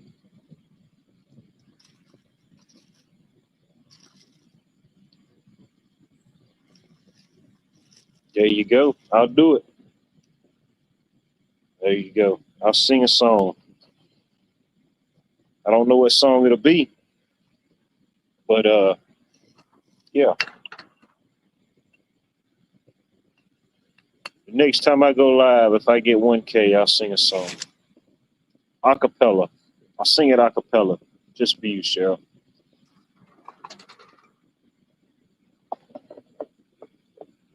Papa's got a brand new bag. Ba-da-da-da-da-da-da.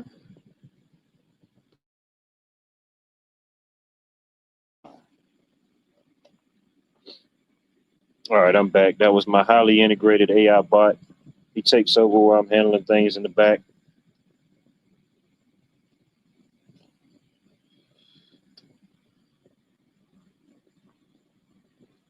Nice. There you go. We'll be here. We'll be here. Let's see. All right, put your hard hats on. Dropping the links again. You know what I mean? Dropping it again. That's why you never do it the lazy way, you know? Seems pretty easy just dropping it every now and then, but it's just a lazy way. It never works. Never works. Sing a Bryan Adams song. I have to look it up. I don't know if I'm familiar with Bryan Adams. I probably could do a Bryan Adams song. Bryan Adams. Byron Adams. I'm sorry, Byron Adams. I have to look into it. Byron Adams.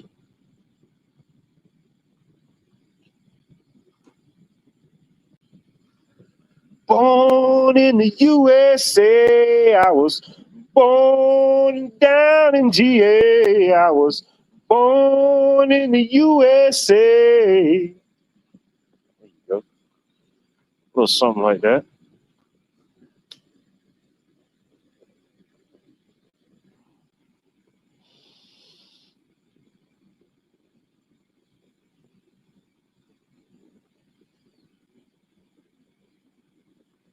I did it my way. Man, it's probably some really good songs. I have to look them up. I probably know them. All right. We're shutting it down. We're shutting it down. All right. Appreciate you. We're shutting it down. No more vocalists.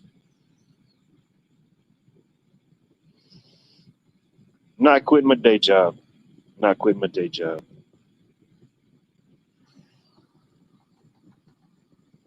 We had a good run, you know. We had a good sing-a-thon, but ultimately it just had to come to an end.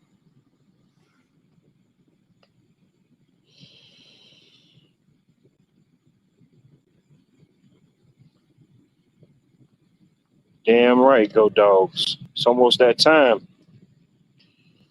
The rest of the world and the rest of the country had a nice summer to regroup, re-recruit, get their stuff together, but ultimately it's almost that time again for them dogs to roam.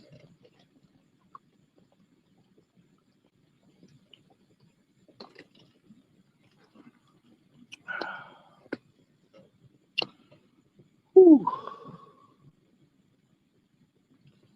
Nah, the reviews are in, Bonnie. It was absolutely horrible. The reviews are coming in. They're coming in fast. It was a 1-star reviews across the board. Only got the 1 star because you can't leave a no star, they say, you know? So 1 star is the new no star.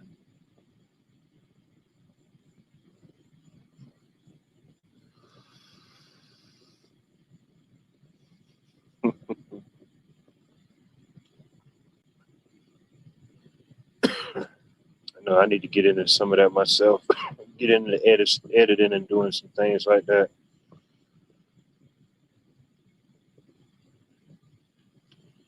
Got to upgrade a few programs, upgrade a few things.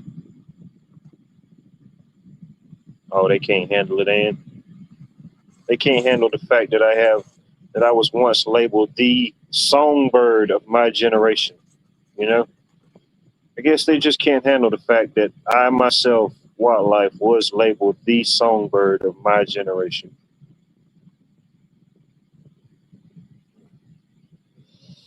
There you go.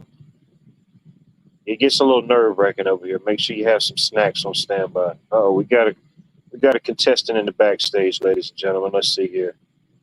Coming to the stage live and direct, Mr. Boswell. Hey, what's up? Hey, what's up, what? Oh, you know, just living life and loving life. What you got? What's on your mind? What's on your heart? I had trouble. I hit the link and it said malform, and then I had to quit it and try again. Who knows? Maybe my shitty internet's messing with yours, you know? I'll tell you, who knows? It's like, I'll tell you, I heard you guys talking about, what's like this. I could never be a socialist. Do you want to know why? Why is that? Because I'm antisocial. I can see that. Hey, 420 Wild Dragon. I got another question for you. Hey, Be Charming. Because I know you go really late in the evening. How do you get up early after being up till 2 in the morning? Oh, it's just ancient secrets, you know. Some things I just can't divulge all these type of things. You know, I go when I can. I don't go when I don't go. I don't know. Yeah, because I've been getting up like about 8:30 most days. I don't know. It's just I know eventually it won't always be that way. You know what I mean? It won't always be like that. But you know, I don't know. Uh, Even now, it don't matter. I lay down. I just still wake up at the same time. I always have my alarm clock set, but just naturally, I mean, I don't know. It just happens. I wake up, take me a shower, get cleaned up, take on the world again today. Probably won't be 5 hours work tonight, but you know. Well, I know when it's time to get up, I look at my dog because she sleeps in the cage in her bedroom. It's just, you know. She lets me know when we have to get up. Oh, yeah, no doubt. You got a dog or a pet, yeah, they'll let you know. Well, I hope we get some rain tomorrow. We're supposed to get rain here. Actually, we had a pretty good storm Saturday night. They said on the Weather Channel, the local Allentown channel, the smoke made the storms less severe. I took 3 days off because we had levels, they said, of up to like 247 with the smoke, the air quality. They said that the smoke made the storms less severe? Less severe because you know why? The smoke made the atmosphere a little heavier. It weighed them down. I could maybe see something like that, yeah. Especially to that level. So many people were saying that they were affected in poor air quality. Yeah, I could imagine, yeah. It's almost like pushing the storefront back, I guess. Then right before sunset, you couldn't even see the sun. You could see it like a half an hour before sunset, and then it just disappeared. The closer it was to the atmosphere from our vision, it was just too hazy. Yeah, they could have. Did you hear that?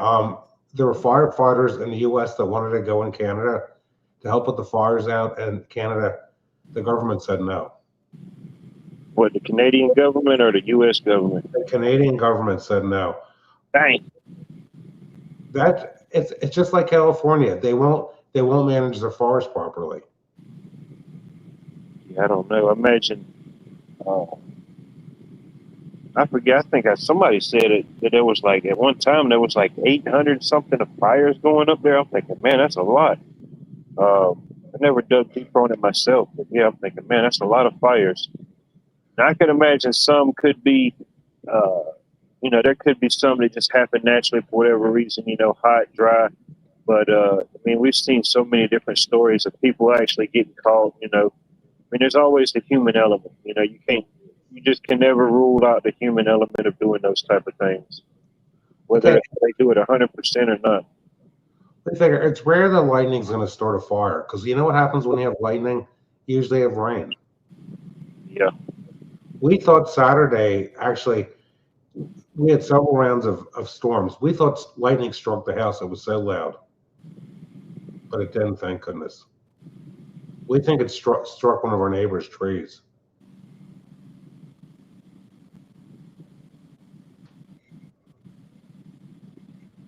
Yeah. I was saying to my wife the other night, I don't remember a time when either of our parents were alive, when we were kids, when we were exposed to smoke like this. I remember once in the 90s, it was hazy. There was a forest fire either down in the North Carolina or Georgia where the smoke went north, but nothing like what we've had.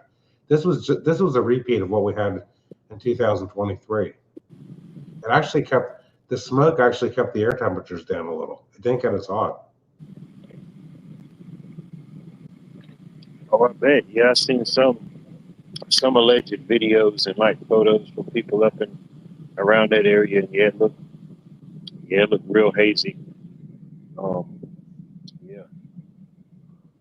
Hey, this could be a preview. Imagine if we had to deal with a super volcano exploding, we'd have ash in the atmosphere. Oh man, I hope we don't never experience something like that. I mean, at some point, I imagine that. I mean, it's time. It would something like that would happen. You know, I don't know however many years, or I don't know if we could have just things that we do as humans could possibly speed that up. You know, you have a natural timeline, but we can have ways of speeding it up, just like we can have ways to speed up our own destruction. You know, however it may be. But yeah, that would be that'd be like world ending. You know, the world wouldn't completely end, but yeah, it'd be horrible for a while. Well, they said that airplanes in the Philadelphia International Airport, that the windshield was, they were having problems seeing the pilots because of smoke being on the windshield, the ash. Because it's worse the higher up you go. Tasha, good to see you. Hope all is well. Tasha from South Africa, ladies and gentlemen, all the way from the beautiful country of South Africa. I was hoping Craig would get on the show. I guess he left. He had to get his beauty rest, you know. We figure it's an hour earlier where he's at. Oh yeah, he's an hour back. Yeah. Yeah. Yeah, even if they just do away with the daylight savings time or whatever they're talking about doing this, go around with it, yeah, you'll still have time zones, you know. But for like people like this in like, I guess Arizona, Hawaii, they don't have to think about if they're calling somebody different, being at whatever time it is. Well, I would prefer daylight saving time because the whole reason they did that was for the farmers.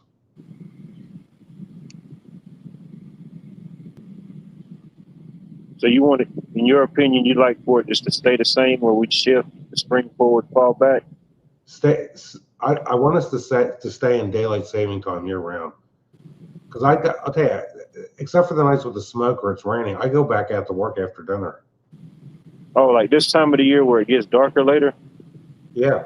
Oh yeah. If they pick one, yeah, I would hope it would be this one and not the other one. Yeah, no doubt. Well, tonight, 5 o'clock or 5:30, and for my job, and yeah, it's already dark. Unless you got a lot of light, it ain't much you can do outside. Like most nights, I go back to work after dinner. I come in and have dinner, let's say, around 5:45. I came in late tonight, but like tonight, I went back to work at 7:30, and I came back in at 8:45. There you go. Yeah, I don't know. It's hard to say something like that.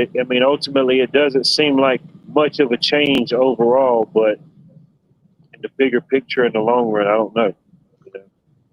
Well, let's say a guy mows a field of hay and bales the hay, and rain's coming. Well, if he has little time after dinner to work, he can get some bales of hay, baled.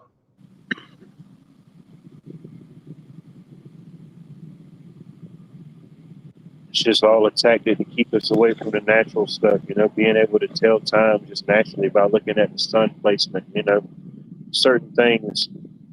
Don't get me wrong, clocks are handy and everything, but yeah, there's so many natural ways that you can get a pretty much close estimate on time. Well, if we didn't have daylight saving time, look how early sunrise would be. You figure earlier sunrise was like around 5:30 in the morning. And then how is that? And I wonder like how that shift's going to be like in different parts of the year. Because here, once it starts getting close to that shift, the daylight savings or spring forward, fall back, you start to have like that natural transition in time. Getting lighter earlier, getting darker later. So I guess it'd be interesting to see what happens whenever they change it after that first season, what it would look like. Well, the Senate won't even have the bill on the floor. The House passed it already. The Senate's holding it up. Well, I think you've been around a little bit longer than I have. How many times have they said they were going to do something like this? They were supposed to do this a few years ago. It's been going on. The whole reason Trump wants to do it is because studies have shown it's healthier. It's unhealthy to do the transition. It's better just to stick to one time for the whole year. I forget what year it was officially implemented. Do you remember? Was it like in the 40s? I forget. I mean, I remember daylight saving time when I was a kid. Yeah. I think pretty much at this point, most people that's living now has experienced it. I want to say it was in the 40s, maybe. I could be wrong when they officially did it. And then ultimately, it ain't even like nowadays, even with all the stuff we got now, there's still some lag. So, I mean, you probably had people out in the middle of nowhere that didn't know what was going on. You know what I mean? Yep. It takes time for that type of stuff to catch up back in them days. So, who knows? Hey, there's still a lot of people in the middle of nowhere. Oh, no doubt. No doubt. Even by today's standards, yeah. And unfortunately, some of them live in the cities. I don't know. Feels like they talk about changing the time like every midterm or election year or something. You know, it's just something else that we could possibly throw in there. You know, some convenient. Everybody knows about the spring forward, fall back. And you figure it doesn't stay light as long where you are in the summers as it does around here, being so far south. Sure, it stays.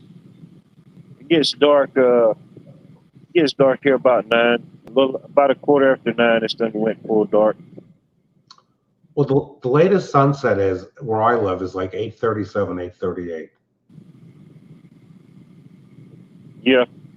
Yeah, somewhere around in there. Yeah, it starts to set. Somewhere around 8:30, and about 9 or so, it's usually pitch black. Because you figure the further north you go, I remember being up in Mount Washington numerous times in the early 80s, and sunset there was it was well after 9 o'clock. Yeah, I wouldn't mind that. I just don't know. It seems like there would probably be some type of shift in like people's Ohio Valley, and where you coming? Ohio Valley Prepping. Good to see you. It seems like there would be some type of shift maybe in like people's natural cycle. You know, whatever. I forget the name of it. Your natural rhythm or your natural time in your body's own. Like when the sun starts going down, it's your body triggers in your brain, you know, the response to, all right, it's kind of like sleepy time. Let's start winding down, you know. I think with like certain like melatonin or certain things get released. Was it your circadian rhythm? Yep. I don't think that's it. That might be it. But yeah, there could be some shift there, you know, especially nowadays with so many people being on different medications and already on an unnatural shift. I don't know. Hopefully not, but I just think about just little things like that could happen because it just seems small, but I don't know.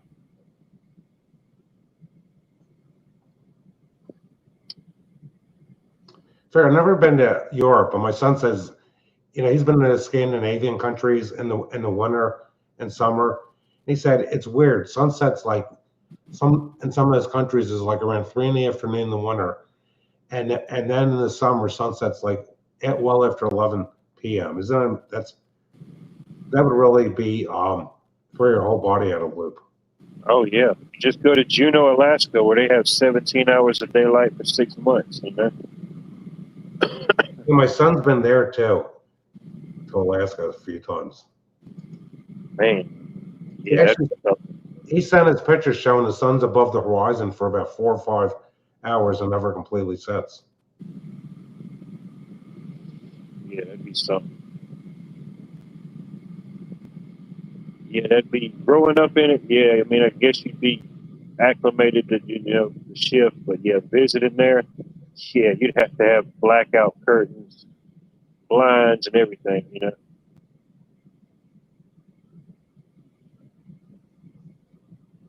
I know it was rough on me that little bit of time I did the night shift gig one time. I did it for about 8 months. It was just a little temporary night shift position that I had at my job, but yeah, I never even got fully adjusted to that. That's doing electrician work in the dark like that in the wee hours of the morning. Well, no, it was we were doing the clothing store, Old Navy. We were doing the remodel, and it was one of those type of situations that the store was up and running during the day, and then at night they shut down. They moved everything out the way, and we kind of worked around all their products and stuff, which made it a little bit more difficult because you got more stuff to maneuver around. But that's just how that job was. We worked from I forget the hours, but yeah, it was all at night. Yeah, I have a friend. He works night shift at a tube factory, and he says he likes it better than the day shift. It's more mellow. Oh, I know that's right. I got a few of them myself. Yeah. I don't even use them just to black out. Yeah, I just use them to block out the heat.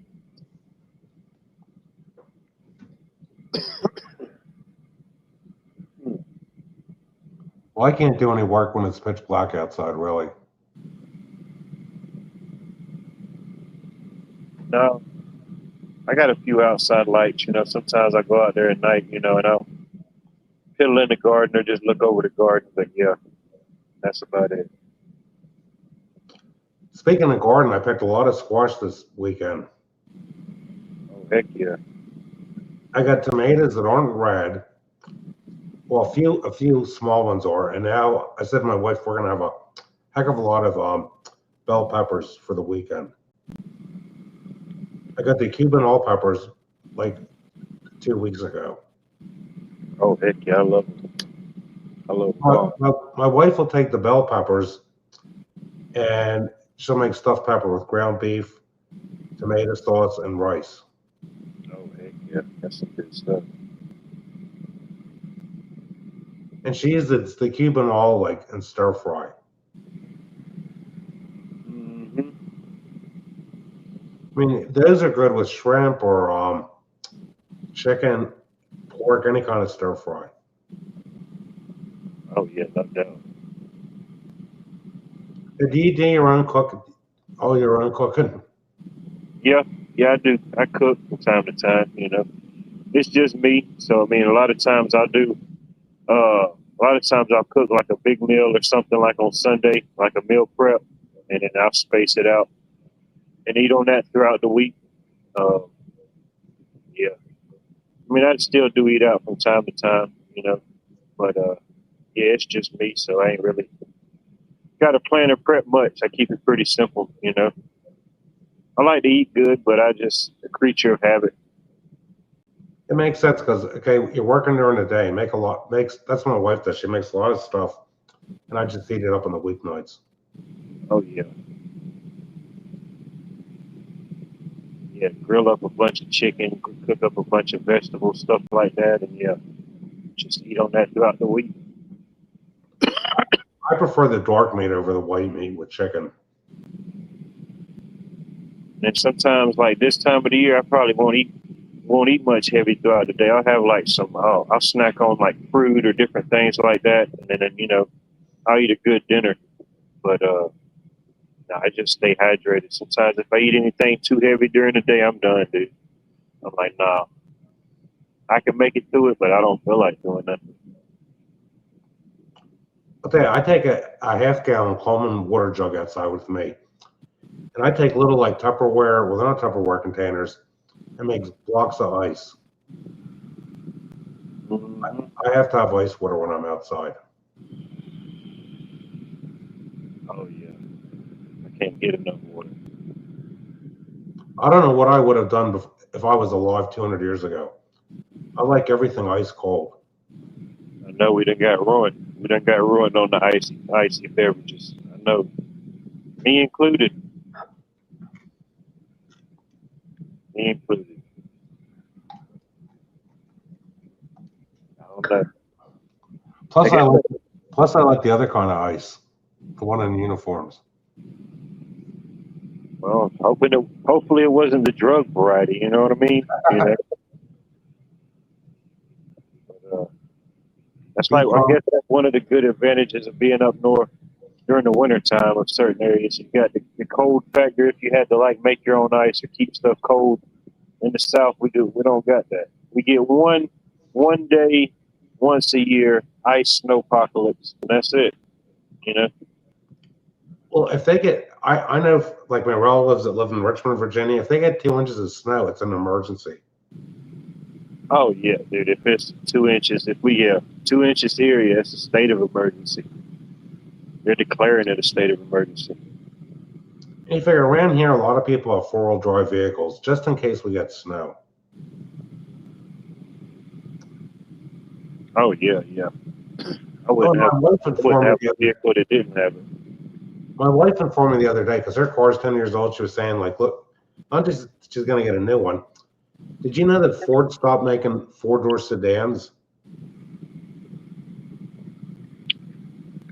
Well, no. I didn't even know that. They're basically just making SUVs and trucks. Like you can get a Ford car, but they're only two-door. I don't know. Not me. I'm not buying nothing with two doors. Do you drive a truck? Oh yeah. That's what I figured. Yeah, no.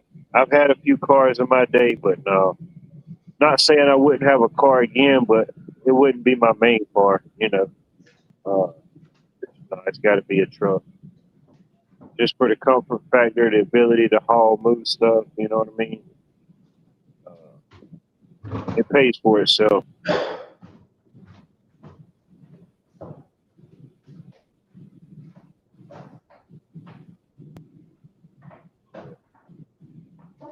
Yeah, you ain't gonna see me hopping out of no Prius. Shit, I can hop over a Prius.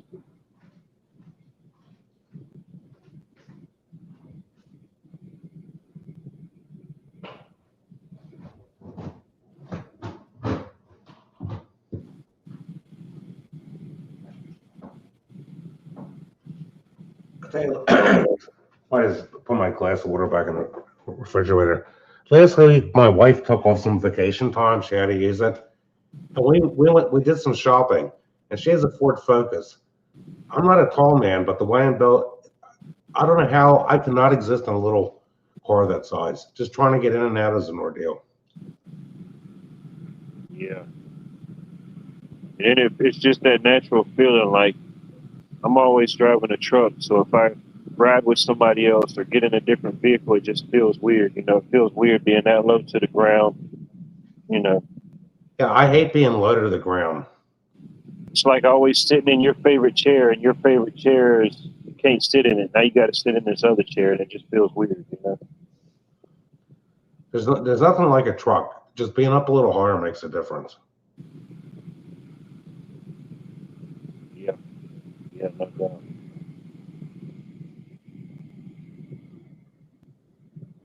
So we got this guy not too far from us. He's I can't remember the name of his shop specifically, but he does all different type of stuff like hot rods, custom cars. But he also gets like those international trucks. He customizes them, like he extends them. He does all different type of modifications. But it was some years back. I don't know if you know the basketball player Shaquille O'Neal. Yeah, I know who he is. Yeah. He came down and bought one of those trucks from him. He customized him one of those big old giant like international trucks. You know what I mean? Mm-hmm. Yeah, insane. That was a crazy truck. But somebody Shaq size, it just looked like a normal truck. You know.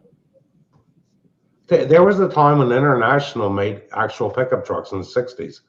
I remember my dad buying a red 8-foot bed. It was like a flare side bed, and it was like the last year they made them. I think it was 1968 or 1969.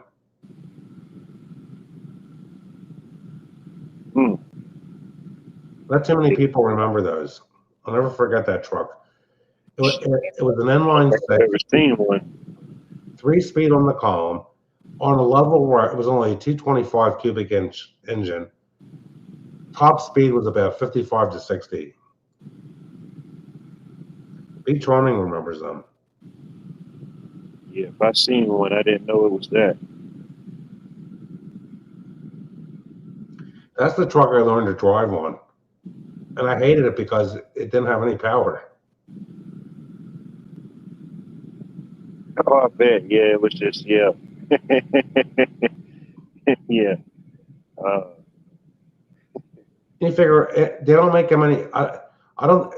International made. I know of people that has to do with the Kubota dealer.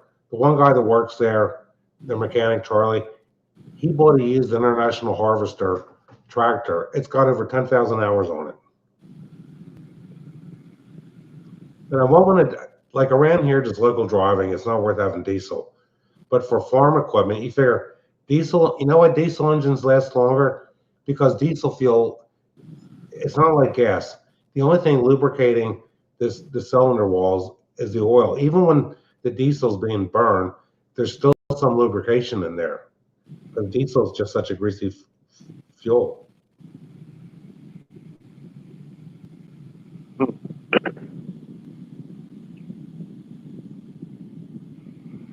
Yeah, I'm glad I got fuel oil delivered before the price went up. What's your fuel prices up there now? Gosh, they're probably $4.65 a gallon for fuel oil. I only got 150 gallon minimum. I filled up my containers with about 48 gallons, and the rest went in the basement for the furnace. Because I've been running fuel oil for my tractors since the difference between the fuel oil and the diesel fuel is the tax and the red dye. They passed a law in Pennsylvania in the early 2000s where all the fuel oil had to be low sulfur. And the place that delivers it says it's the same thing as diesel, except for you're not paying the road tax. Yeah, I've heard people say that for years. Yeah, And the price.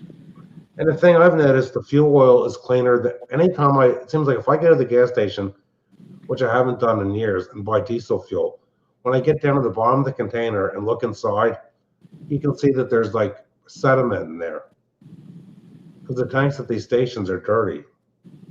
Oh, yeah, no doubt. I'm sure. Yeah, we're finding sediment and everything else, Jim. What do you think? We weren't going to find that in the gasolina? Well, you figure the truck that brings it, I get it from a place called American Fuels. Before that comes out of the hose, and those hoses are really heavy, because I helped the guy move it when he came here a few weeks ago to fill my off-road containers. Yeah. That's all filtered when it comes out of the truck. Yeah, I don't know if you're familiar with the what is it? The Circle K brand of gas stations. But I don't know if you ever heard people say, "Oh man, don't get gasoline from those folks. They got this watered down gas."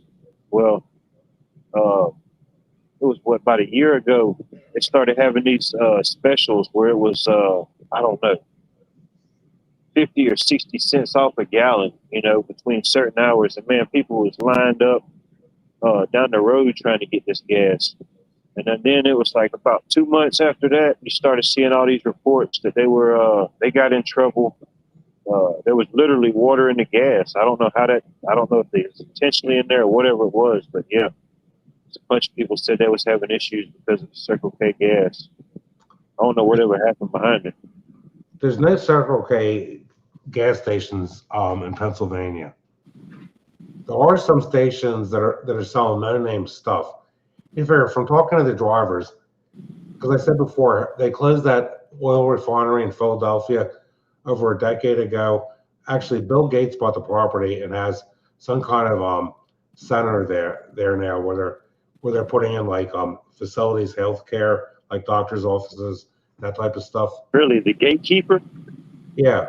Well, there's terminals around here where these trucks go terminal, and that's how they get their fuel.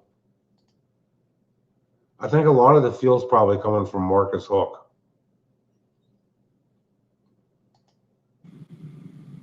think that is the connection. Who knows? Huh. That's interesting. Well, the screen on the computer was black. It's funny Bill Gates bought the old oil refinery. Yeah, there's a big complex down there. They wanted another oil company wanted to rebuild that refinery, and it just never happened. Oh, not when the gatekeeper wants it. Shoot. That's crazy to switch it over to something completely different like that. You know, ain't no telling how much money that costs to change up and I mean, fit all that stuff over. That's over 100 acres, that complex, easily. Because when I was in high school, one of my friends, his father had a landscaping company, Heiser Landscaping, and their landscape crew used to go down there and do all the mowing at the facility. Oh, shoot, they had a good contract. But shoot, ain't no telling. That's just one area, you know. Just imagine how many different facilities there are like this across the country that's been bought up for whatever reason, you know. Well, they're going to be building an AI center in our area. It's about like a mile or two from the Limerick nuclear power plant. People are fighting it. Data center? Yep.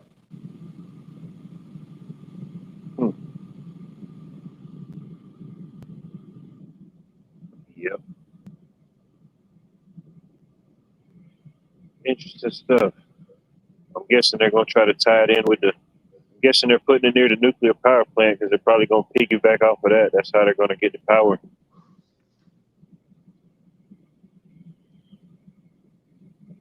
I wouldn't see putting it right beside it and not doing that. You know what I mean? Well, there was a big to-do. The Pennsylvania Game Commission swapped ground what that was privately owned because the ground that was privately owned, they liked better than what they owned. And the guy did it. I don't know what it sold for.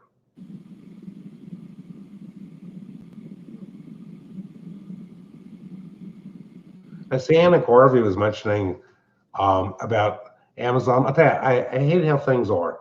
If you want to buy anything now, Walmart, almost all the stuff you have to order online.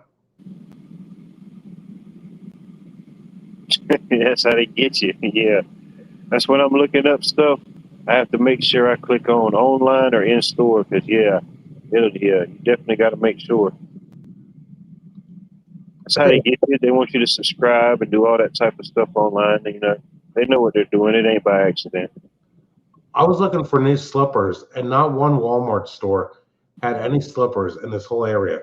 So it was simpler just to order stuff on Temu.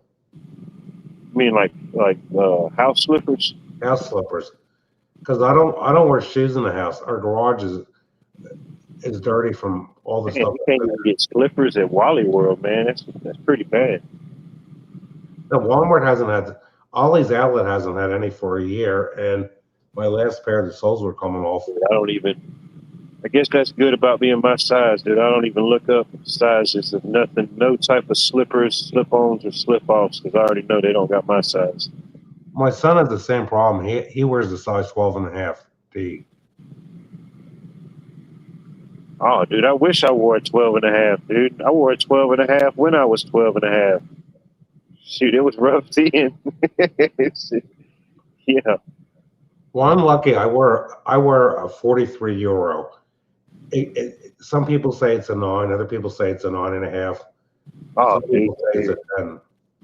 Nah, I can't say I wish I had a 9. If my foot was that small, I'd probably have really bad balance. You know, I guess it evens out. You know.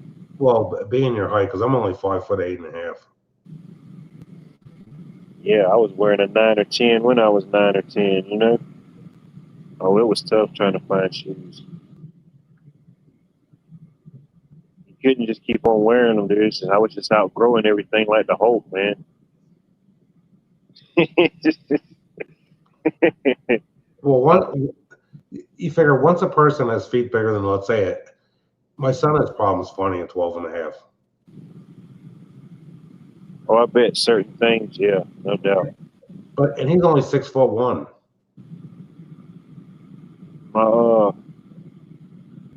everything, of course, now everything is online. There's very few like catalogs and stuff you get for these type of things, I imagine. But I came in like in the transition period. You know, growing up as a kid in the '90s, you know, we still didn't have internet or cable, but it was all in the works and everything was transitioning within the next decade. You know, I didn't even realize what it would look like 10 years from the '90s. But I had to order some football cleats. So my friend at school, he used to have this book. It's called the East Bay, EA, like the directional east, and then BAY, like Bay, East Bay book. And what it was is it had every type of shoe, every type of sports thing. And I think they carried up to size like 24 shoes. So most of the time, if I had to order me a pair of shoes, I had to order them from there and hope that they was going to fit right. You know what I mean? Sometimes they did, sometimes they didn't. But I had to order me some football cleats out of there. Yeah, heck, if it wasn't for that book, shoot, I don't know where the heck I would have got shoes from. But the sizing isn't uniform is the problem. I've seen that with everything. And I noticed people are talking about, like, you know, deliveries.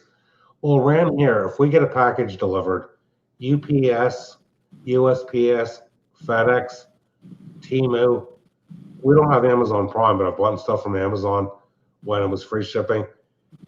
When it's delivered, they send you an email showing it was delivered with a picture of the package.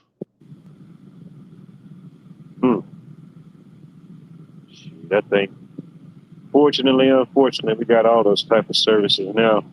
They're even expanding to Amazon. They built a massive Amazon distribution facility one county over, I think like 2 years ago. And I know a guy that works out there now, and he says that the particular area he's in, they already told him that his job is, you know, pretty much done. They're fixing to get ready to recalibrate and make that whole I forget the name of the title of the area he works in, but they're fixing to make that all pretty much automated, computers, AI.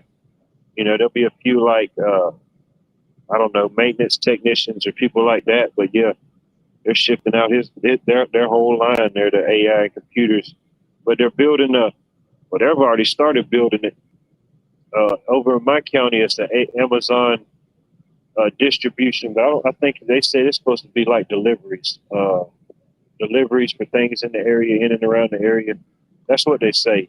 I don't know 100%. But yeah, they've already done broke ground and started building that. It's a massive facility. They're using little robots just to do stuff at the facilities, like with packing now. Just yeah. Things. Yeah, we did a massive, I'm talking about a massive warehouse. I don't know how many square feet this warehouse was, but it's over on the industrial side, and it was a FedEx distribution building, and we had to go in and run a few like dedicated lines for their POS systems and like all the different scannables and stuff that they carry around to scan the packages. We had to set up the towers and stuff for that, but yeah, the level of automation and stuff in there, I mean, it was just insane. There was some human presence, you know, doing certain things, but mostly, if anything, they were just looking at a computer, making sure the computer was doing what it's supposed to do, you know, until a red error popped up and they had to go check it. But yeah, you could get off to that facility. It was just massive. Like when I'm outside working and I can see the road, I see delivery truck. I swear, I've already seen Amazon trucks on this road 3 times in one day. There's blue vans. With my experience, they all can be kind of shady, but the worst ones I've had is the FedEx, man. FedEx, man, they just don't care. Man, I've seen some horrible stuff with the FedEx. I'm thinking, man, I'm glad my package survived, but whoever's after me, it's questionable. I don't know if theirs is going to make it intact. Well, Amazon been pretty decent. UPS always been pretty decent. But yeah, FedEx, I don't know what they got going on. If I'm not running the tractor and I'm outside, like moving manure with the wheelbarrow or shearing trees or planting trees, and I know when there's a delivery, call it, the dog lets me know. And these drivers hate coming here when I ever tied outside close to the house by to one of the baler tables. We've had FedEx people just pull in the driveway, open the door, and drop the package in the front yard. The Rad Chatter, hola, greetings and salutations. I appreciate you checking in and tuning in. Dude, no lie, I had to flag down. I was in the work truck. You know, it's got all the different flashy lights. You know what I mean? You think it's a UFO coming up on you. But this FedEx driver, I was at the gas station getting some gas, getting me some water, and pulled out of the gas station, door open. I'm literally watching like stuff fall out of the truck. No lie. And I leave out. I'm trying to catch up to this person. The door is open. I'm flashing lights. I'm getting close. I'm honking the horns. So finally, I guess they acknowledge that I'm doing something. So they pull over in the parking lot. And I said, man, I don't know what's going on. But since you left out of that gas station, this door was open. And I seen a few drop out. I don't know how many dropped out before I could get behind you. But yeah. Oh, man, it was worst case scenario. I don't know what this guy had going on. He was definitely having a bad day. Once I had some little trays delivered by the FedEx truck, and it was a woman driver, and she had a problem. She had an ordeal just trying to get the box out of the truck because they have a weight limit of like 70 pounds with the boxes. Huh. 70 pounds. That's it? That's it. Man. UPS, Well, I guess it's good. If you order anything from IKEA, it definitely ain't over 70 pounds.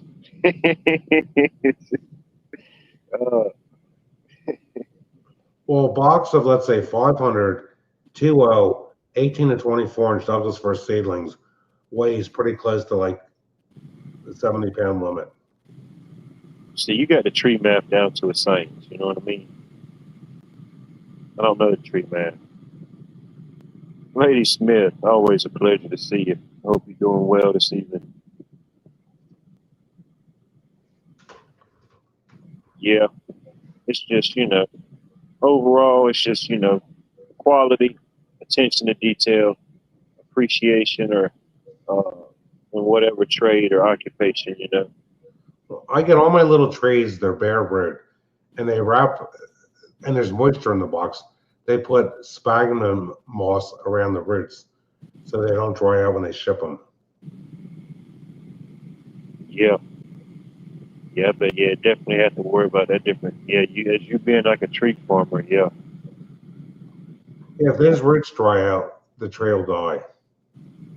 From the time you get a tree like that until you plant it, how long does it take before somebody's cutting it down and making a Christmas tree? How long does that process take? It varies. It depends on what size they cut the tree down and what type of tree. You can grow a Norway spruce, a Douglas fir, a white pine, maybe. Looks like this. The pines grow the fastest. I don't grow many because they're not a big demand. You can get a Douglas fir or Norway spruce about 6 foot tall in 8 or 9 years.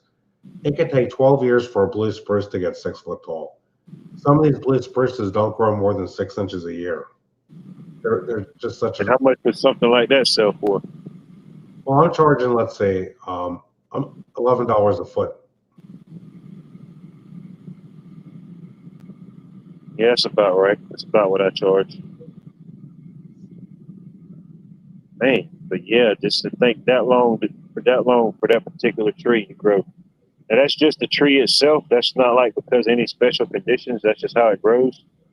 Well, the thing is, I have to. It's like this. It's a lot of work. I plant these trees by hand. I till the soil, so I have loose soil to dig in. Yeah. And then once the trees get established, I just mow between the rows. And with the drought we've had, it's been an ordeal. I've been trying to mow with the Kubota and the brush hog between the rows of trees. And because I had the ground all tilled up this spring, it's not smooth. I can't even mow stuff close to the ground. It's rough. Yeah. That's why I'm a Charlie Brown Christmas tree type of guy. You know what I mean? I keep it simple. I don't get the whole tree. I just get a good crooked limb. And I learned from experience, this time of the year, I hate having too much ground tilled up. Because what if we get remnants of a hurricane? If we had a storm it's happened before where we had like 6 or 8 inches of rain in one day, and you have ground that's rototilled, it could all erode. The ground that rototilled in April, even though vegetation has come up, the soil hasn't packed hard. Well, And if I would go through there with a disc harrow after mowing, I could tear it all up again pretty easily.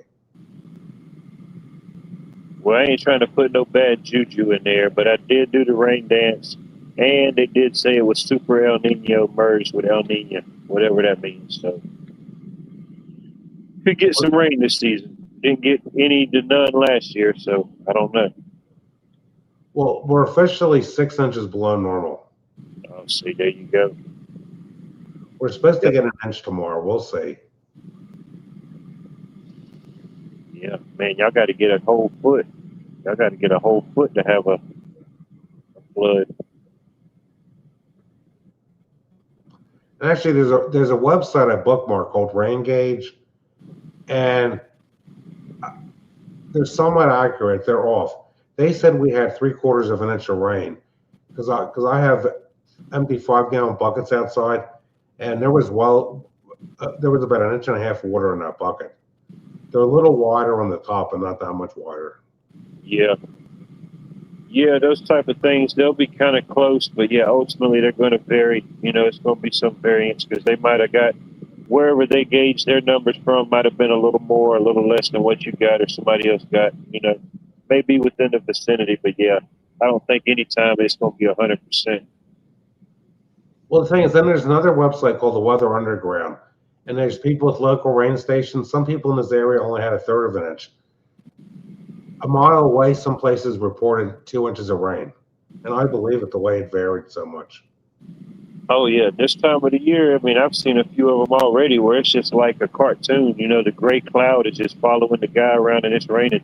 It's literally like just one cloud that you're looking at that's raining, and nothing else is raining around this cloud. You know, you can see just little pockets of rain clouds. It was pouring buckets the one day, and the sun was out. It was before the weekend, and it poured for like 2 or 3 minutes, and we had about 1/10 of an inch of rain, and the freaking sun was out. Can you believe that? Oh yeah, that ain't no good there. You got to get out of there.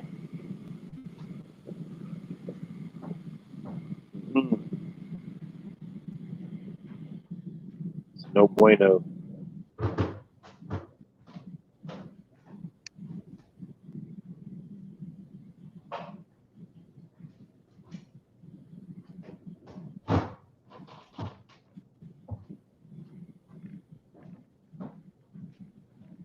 I remember back, I'm trying to think, I think it was 2019. It just wouldn't stop raining here. I think that year we broke the record. I think we had over 60 inches of rain for the year, and the average is 42.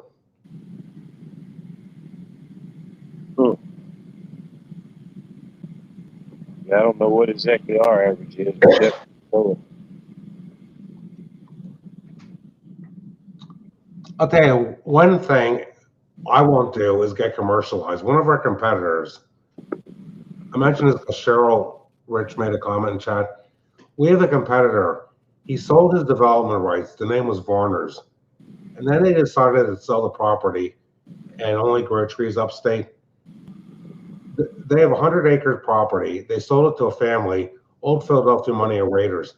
They were getting $17 a foot for their trees, and most of their pre-cut trees were 120 to 180. They were 6 to 8 foot tall. Can you believe that? And they're selling about 10,000 trees a year, we've been told. But they have hay rides and all that stuff, food. Some of these bigger my sister's tree farm, Corkum Tree Farms, they have a guy that comes there on the weekends during the tree business, and they sell food. And they even have a person, I don't know how legal it is, where you can buy beer. There you go, Jim. You got to sell some. Spike eggnog. Well, the thing is, when you do that, then you're gonna have it's like, I'm just trying to sell trees. Yeah. You just want them to get the tree and get the heck out of there. Yeah. I mean, some places, you know what it is? We have people calling up. What kind of entertainment do you have for the kids? Some of these really big tree farms that have become real commercialized, like my sister, you can get coloring books if you get a tree. for your kids. Yeah, you gotta have the coloring books, Jim. Come on now, you ain't got the coloring books. Nope, just trees. Just trees. Might would have wrote up there for a coloring book. I ain't gonna lie. You know? I like to do them sometimes myself. You got two types of customers. You have people that come out here that want to cut the tree down themselves. They want the experience. Or you have people where they come out, they want to be waited on hand and foot. One year, a person said, how do you get out to the field? I said, you walk, the trees are right there. Oh, you don't have a ride for us?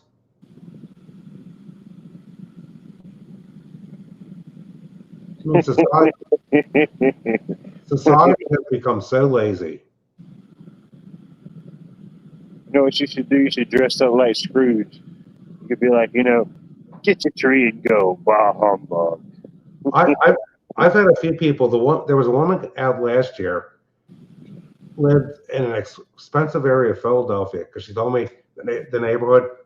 Well, she was an advocate for the poor. She thought we had to have trees, affordable trees for poor people. And I got in a disagreement with her. I said, a tree is a luxury item. I can't grow these trees just to give them to poor people at a discount. It's not my problem. Yeah, you can't. The poor people can't have Christmas trees. Yeah, you're right.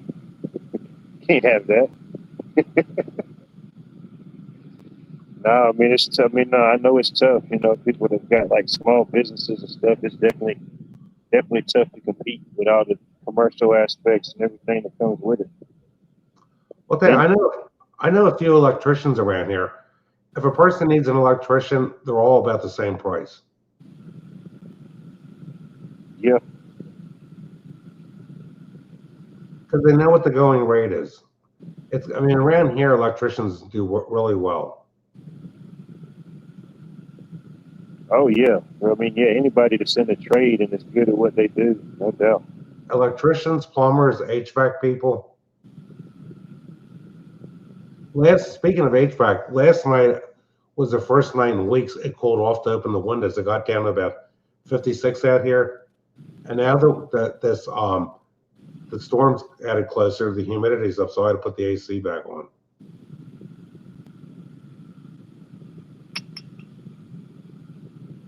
Some people, Pat Evans, think Jesus was born in September. I don't know. I don't know enough, but I think enough that the time has been manipulated so much over whatever his story is, whatever that date may be. I don't know. You figure, how do any of us know if when the Roman Empire adopted Christianity, how do any of us know that Constantine really converted to Christianity? Yeah, it was to their advantage, okay, to do it, because so many people were turning to Christianity. Because I've been watching videos on and off the past couple of years about the Ethiopian Bible, about how a few verses have had things changed in the King James Bible and Catholic Bible versus the Ethiopian Bible. And so you're just putting a comma somewhere or changing one word could change the whole meaning of everything. Mel Gibson's the one that's really publicized this a lot. Oh, yeah, no doubt. Different translations, different revisions. You think about, how complex the language barrier is now with all the different translators and technologies we have. Think about the language barrier then, if it was how they told us it was, I don't have time to learn Aramaic or Latin.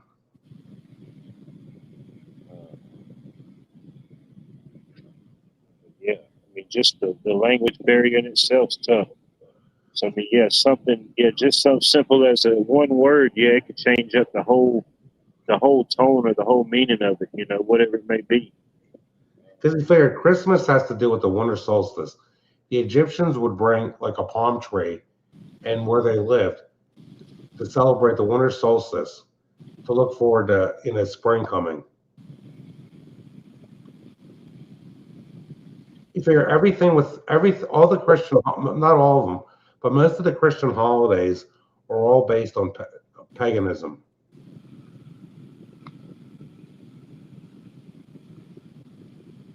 And yeah, when you look at a lot of your holidays and look at the time, and there's always some type of you know, seasonal change, seasonal shift, uh, whatever it may be. You know,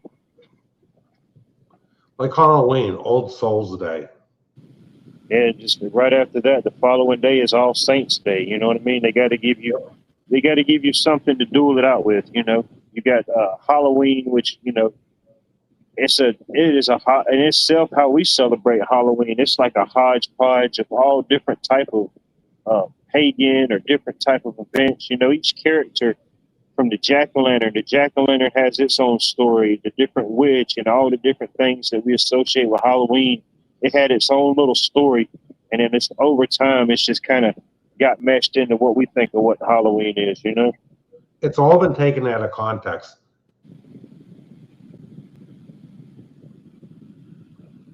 Yeah, then you look at like the timing and the seasons like that. It's like a seasonal shift. So I mean, it makes sense. You know, it doesn't have to always be evil and nefarious. You know, seasonal shifts and transitions, it could be good for positive and negative. You know, a time for shedding off negative, a time for bringing in positive. You know, whatever it may be. That's just in my opinion. That's how I look at it, like seasonal shifts. You know. You figure all this was a compromise with these holidays. Oh yeah, it's all a compromise. Because the first Santa Claus was like a little dwarf and it had to do with a Coke ad. And then when Santa Claus was created, he wasn't really a nice person. And then that all changed. I don't know. I can't remember if it's 100% true or not, but I think that the Coca-Cola company had some of the origins in Santa Claus having like the red suit as we know it now. Because I've seen pictures on the internet over the years. The original Santa Claus looked like a troll. Yeah, like it looked like he was the elf, and then eventually he morphed into Santa Claus and created his own elves. You know. Mm-hmm. For all we know, maybe he did. Maybe he did. You know. Maybe he did. Yeah, so what was the version? What was it? Krampus, like an evil version of Santa Claus. I forget which. What country that's from. They have a version like called Krampus or something. Listen, I got to take off. It's getting late. Okay. Yeah, make sure you stay off the naughty list. You know, speaking of Santa Claus, stay off the naughty list. I haven't been too naughty. Hey, thanks for having me on. You have a good night. I'll see you again one night soon. What? Yes, sir. You have a blessed night. Okay.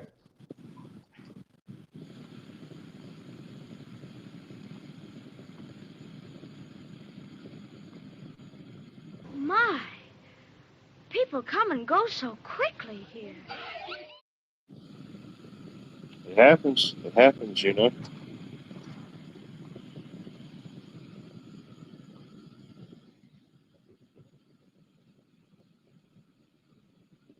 It's Jim Boswell, ladies and gentlemen.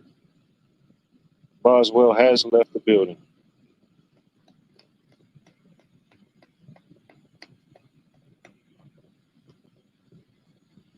Yeah, it could be somewhere over the rainbow. I don't know if we officially made it over. I feel like we had a good trajectory. We had a good speed, a good momentum. But I don't know if we had enough to fully make it over the rainbow. Maybe we got stuck. Maybe we just settled right on top of the rainbow and didn't even know it.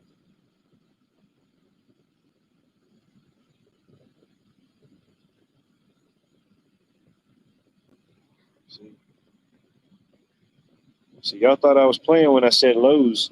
The Lowe's already started putting out their Halloween stuff like 2 weeks ago. They said the hell with Labor Day and anything else that might happen in between there. Shoot, they put all the $250 stuff on the discount. Made room for the Halloween.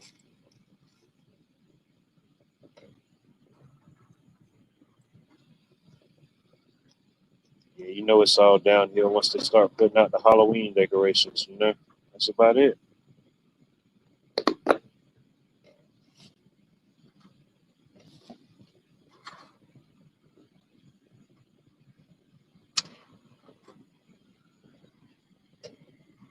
Splattered Skittles. Sounds intense. Taste the rainbow. Taste the rainbow.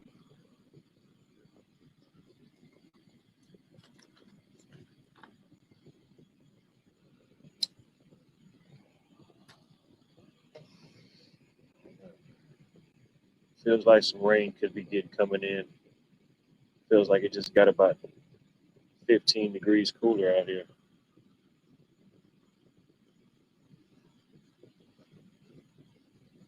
I hope so. I know. T minus 1 minute and counting until the Midnight Madness officially begins, ladies and gentlemen. This is the moment you have probably not been waiting for, but ultimately it is that time.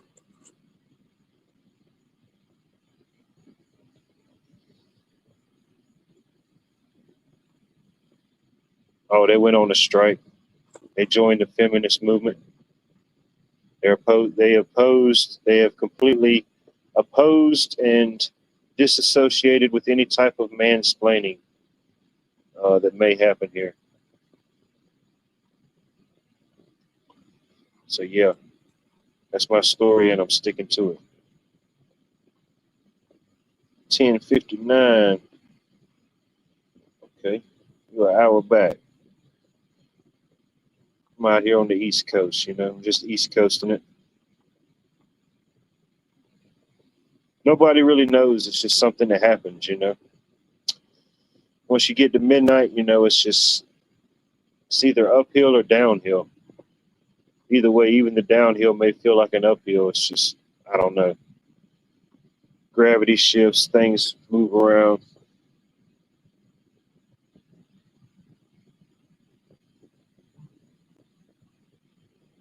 Come on, man. It's still July. What are you going to get?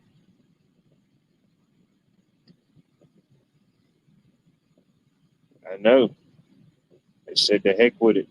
250 was such a bang, you know what I mean? We just got to roll into the next thing, keep it rolling while the economy's getting stimulated, you know what I mean? Just keep pushing it.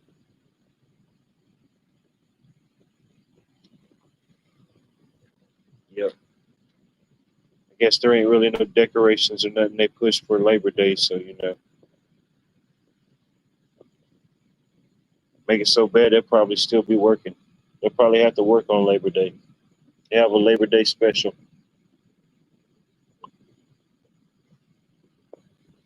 You'll go in there on Labor Day to go buy stuff to go do some labor. Got to get that Labor Day special.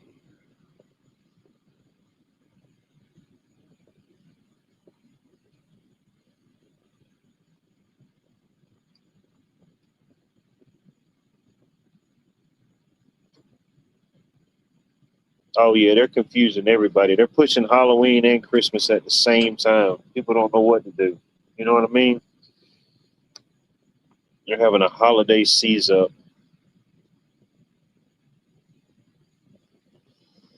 Yeah, they're pushing Halloween and Christmas in the middle of July.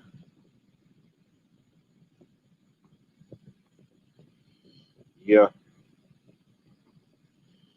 it's been hot here, but yeah, usually some of our hottest days can be in the August too. Few of them in the September. Usually by September it's still hot, but it ain't like triple digit hot. 80s, a few 90s, but no doubt. Jerry, good to see you, sir. Hope all is well. Dog days of summer.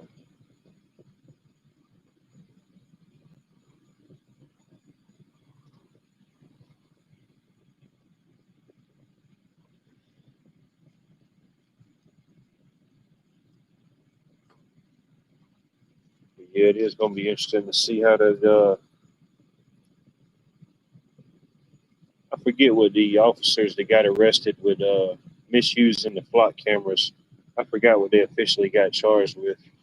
But I guess it'll be interesting to see the follow up on that story. Let me see. I think I got it saved somewhere.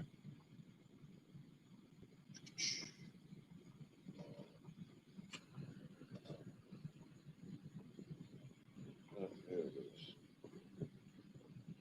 That's the link. That's the local news link to the three local deputies arrested, fired over misuse of license plate readers.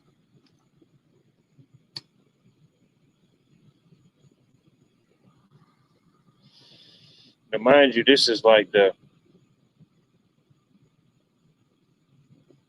might be the fifth or sixth time this has done happen here locally this year, and probably in the state of Georgia, I found at least 25 or 26 different cases of it happening just this year alone. And that's just what they know about, If they're only catching and reporting 26, my mind will believe it's definitely a lot more, whatever the numbers may be. But if it's happening here, it's happening anywhere. Anywhere it could be abused, it's definitely the potential for it to be abused.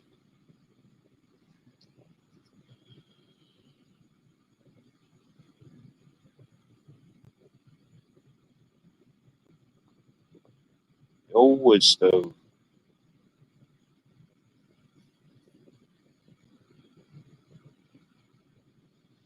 No.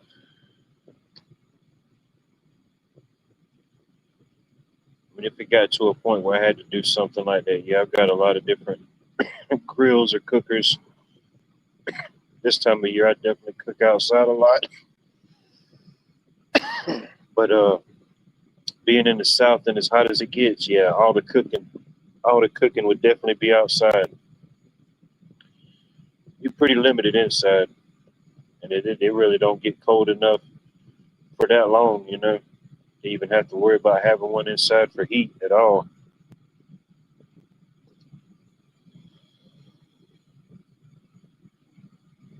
Oh shoot. We already done turned into one. It's already one big giant prison police state, It's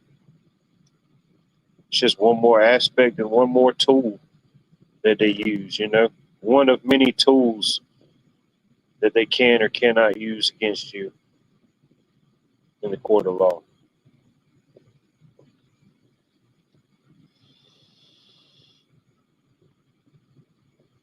I mean, just like any time, if there's the possibility for it to be abused, and who knows, these type of things may be coming to the light just intentionally, just to help navigate it and redirect it where it needs to go.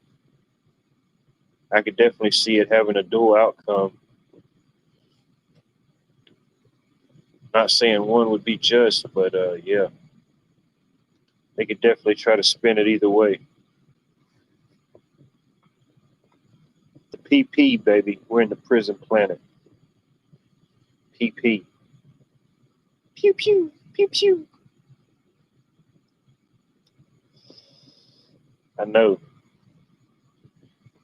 We had Escape from New York, Escape from Los Angeles. Shoot, they'll probably be coming out with an Escape from Atlanta soon.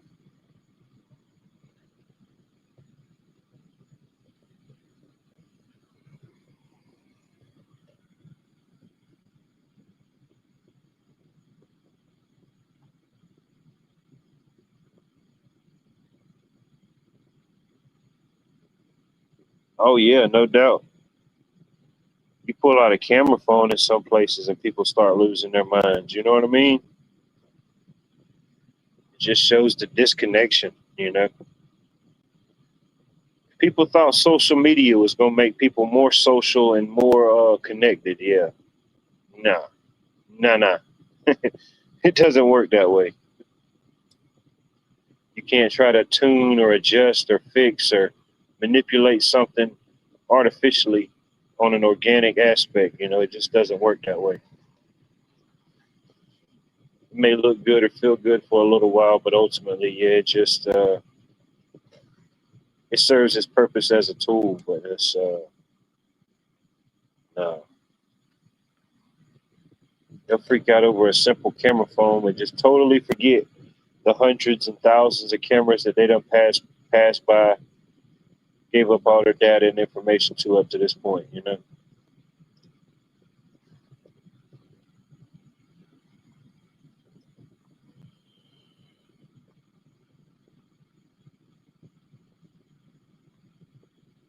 Got the fresh tunes coming off the press with Ken Kane music.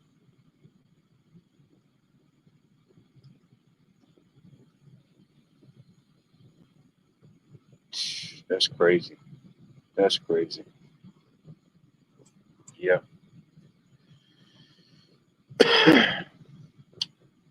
It's just the area we live in, you know, the era we live in.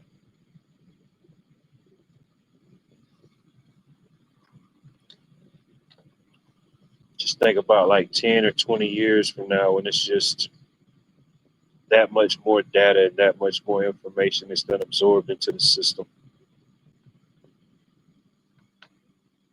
Whatever process or whatever tools they have are far beyond whatever gets released at a time, you know. Whatever was released now, it's old stuff. You know, it's just how it got phased in. Uh, and that's the real uh, type of situation, you know.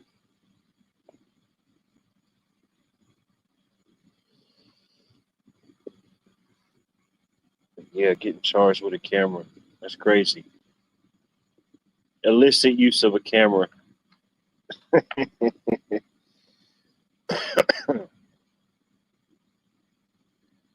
Man, it's crazy.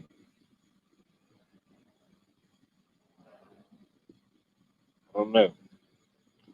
I caught the tail end of the 1900s, but yeah, it's definitely appreciate the time I came through. At least I can say, well, I can definitely remember a time when there wasn't and a time when there was.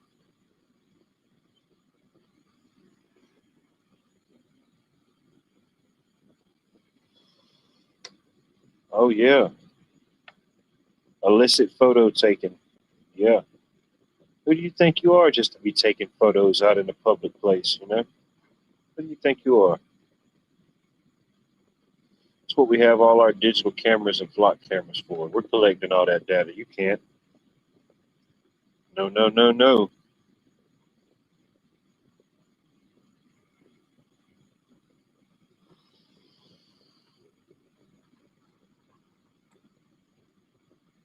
It's crazy. Welcome to Bizarro World. Bizarro World 3.3.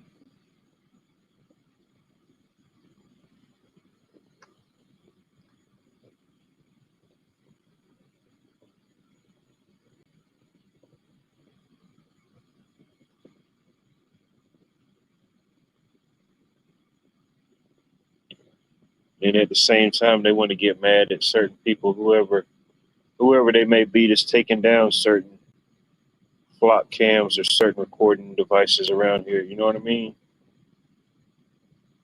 It's like, dang, y'all getting in trouble for misusing them. Then you want to charge somebody for just, you know, might have just been a windy day, you know, poor support, bad structure, you know. But then I think some things like that ultimately can be like a trap. You know what I mean? It's just, you know,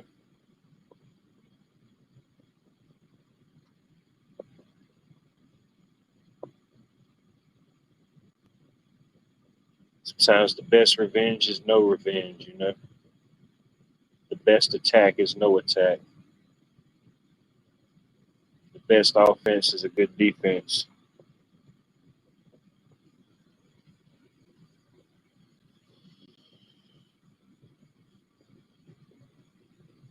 Shoot, if they're playing 5D chess against us, you better be able to play 5D chess back with them. Playing rainbow checkers ain't gonna cut it. You know what I mean?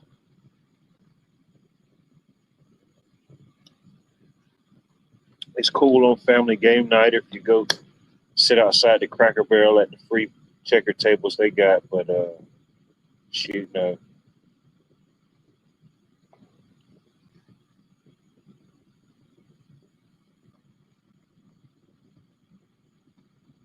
Oh, it's coming and getting phased in slowly but surely.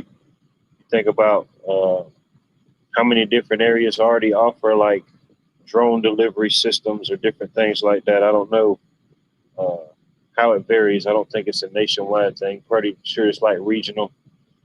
But yeah, there was a guy in Florida. There was an older guy in Florida a couple of years ago. I was just flipping through the YouTubes and I seen this story where this guy, he was old retired guy in Florida. I don't know. Him and his wife was in the house watching TV, and he said he kept hearing these weird noises and stuff outside in his backyard. And he went and looked, and he seen something. He didn't know what it was, and then it went away. And then he went back in, and he said he kept hearing it like every so often. And went back out there and seen it again, and he shot at it. I don't know if he hit it or whatever, but I guess somebody called the cops on him or whatever. But ultimately, yeah, they charged him with something. I forget what they charged him for. But yeah, I don't know. Yeah, guy was like, nah, it was something dropping down from it in my yard and stuff like that, you know. But all those type of things, if it can track and know where to deliver it to you, yeah, it's tracking all those different algorithms and geofencing. You know, it gets you tracked into geofence. It knows that you've had that package or package delivered there before. You know, say do put in the 420 code. It already knows you're already in the system.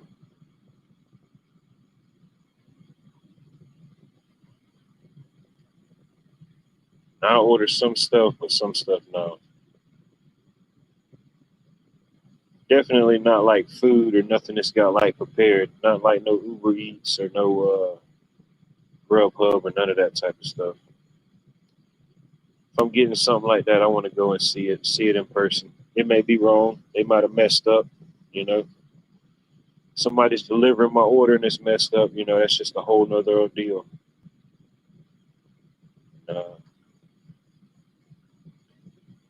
Not saying I don't trust the delivery person, but I've gotten a lot of wrong orders. You know what I mean? Face to face, we can get it resolved right there. You know what I mean? No, glad I caught it just in the nick of time.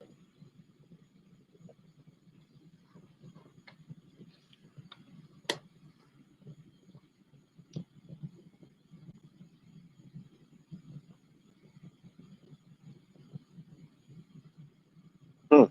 Shoot, don't give them any ideas. You know, I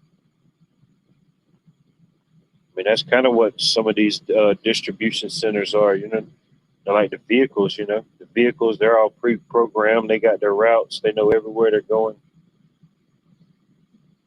Yeah, we got one that's I don't know when it's scheduled to open. They still got a while to go, but I think it's supposed to be like local deliveries in and around the area. I don't think it's supposed to be like big pickups or nothing like that. I think it's just like all in town or CSRA deliveries, which I'm not really a big fan of it, especially where they built it at. But it's not like the prices are going to go down. They're still going to charge you as if it was coming from somewhere else anyway. They're going to charge you the Philly price, even though it came from right around the corner. Cynthia, good to see you. Bottom of the evening, top of the morning. I hope all is well in your neck of the woods.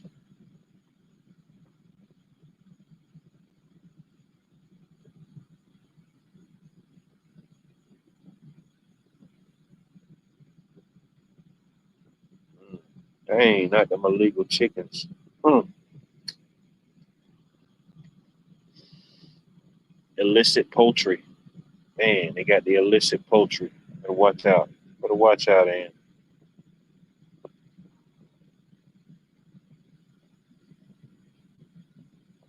Yeah, I don't know.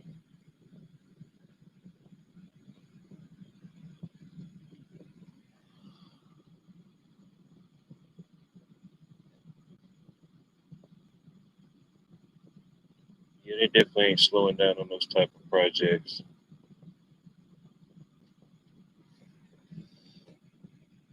And even in where I'm at, it's always been kind of like a hub for different things coming and going. Being right on the river, it's always played that role throughout history. So,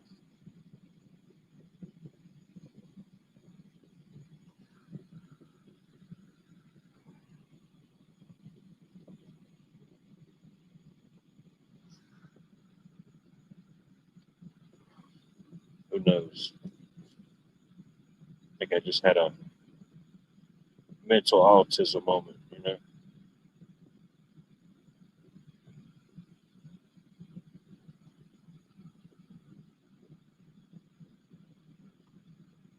Maybe with all this extra data, maybe we'll get better Wi-Fi, better internet connection.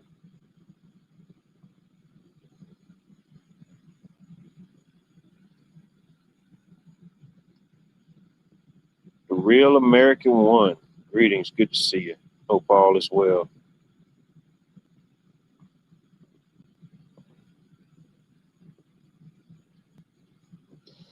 Who knows? It's like the Wild West.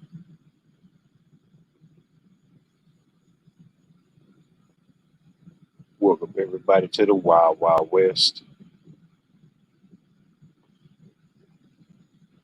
Blue Butterfly, good to see you. Hope you're doing well this evening.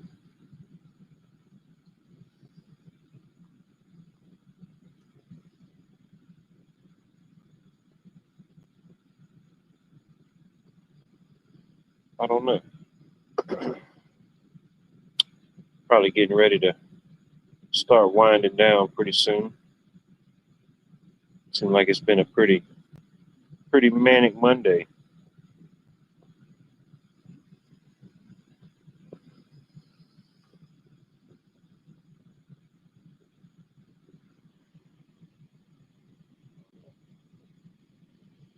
Feel pretty good.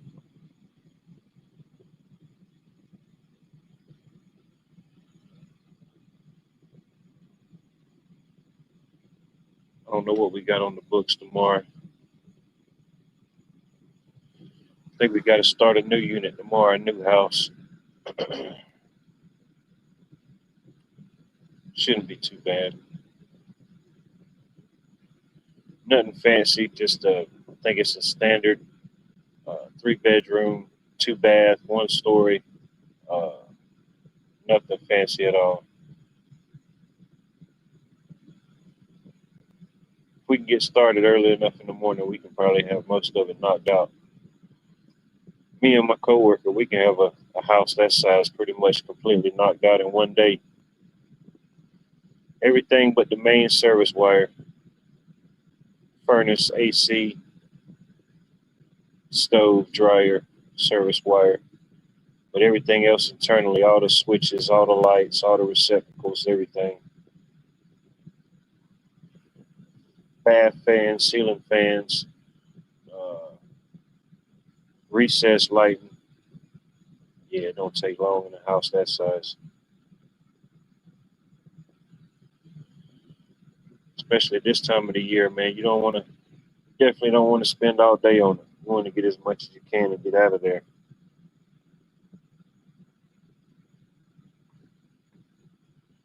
Yeah, I think we might have overdid it tonight on the Jello. You know what I mean? I did try a new recipe. I'm not gonna lie, but I think I might have did it with the Jello. Grandma's recipe didn't come out too well. I think it ended up coming out more like Grandpa's recipe. You know, Grandpa had a high tolerance for those type of things.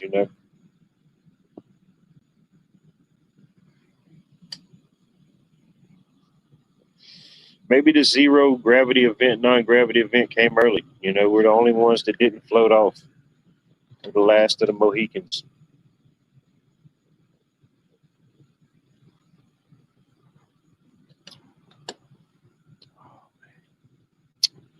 Yeah, I'm good for about 2 days.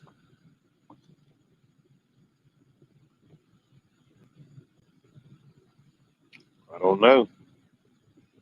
No issues to report yet. No issues yet.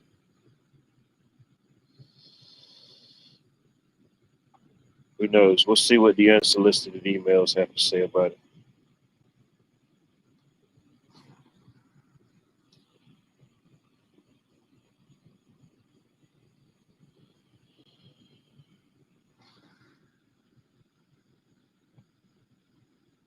I don't know. I think just the fact of thinking about it or even mentioning it, that's the event in itself.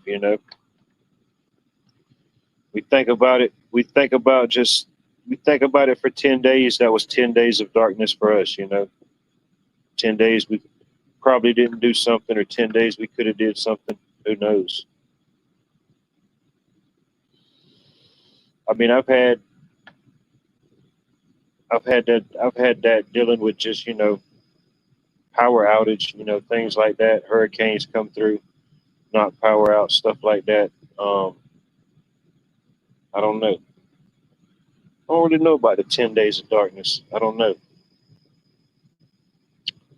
10 days without power, 10 days without internet. For some people, yeah, it could be life threatening. You know, I mean, just for health reasons. I know a lot of times we install generators and stuff. It's because people have to have that backup power in their homes for certain medical equipment or breathing. I forget how long the one guy we did put a generator at his house. He has to have it for like his medical equipment and stuff. But yeah, he was like he ain't got but so long without power on his breathing thing. I said, man, that's crazy. You think they would have made an extended time on there, but I guess that's just why they manage things. They manage the symptoms. They manage the the ailments. Not so much cure them. They manage the diabetes. They manage the what else is out there? I don't know. Just manage these things.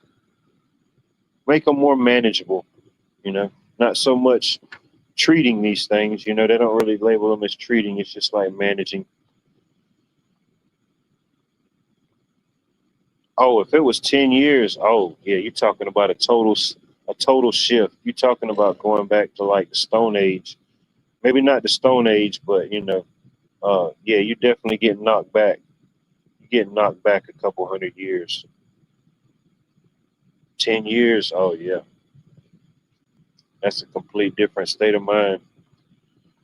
You hope that some people could be sane and through all that, but the reality, yeah, if 10 years happened, yeah, it would be a totally different society. It would be like The Walking Dead without the zombies, or any of those type of scenarios. That's what I think. Yeah, be like The Walking Dead without the zombies. We already have the Living Dead and the Walking Dead now, so you could just imagine.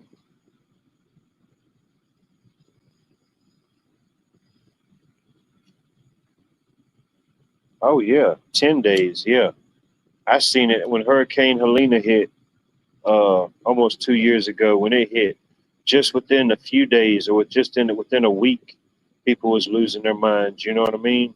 It just it comes with the territory. Some people are prepared because they've been through it. Some people are prepared because they know it's a possibility.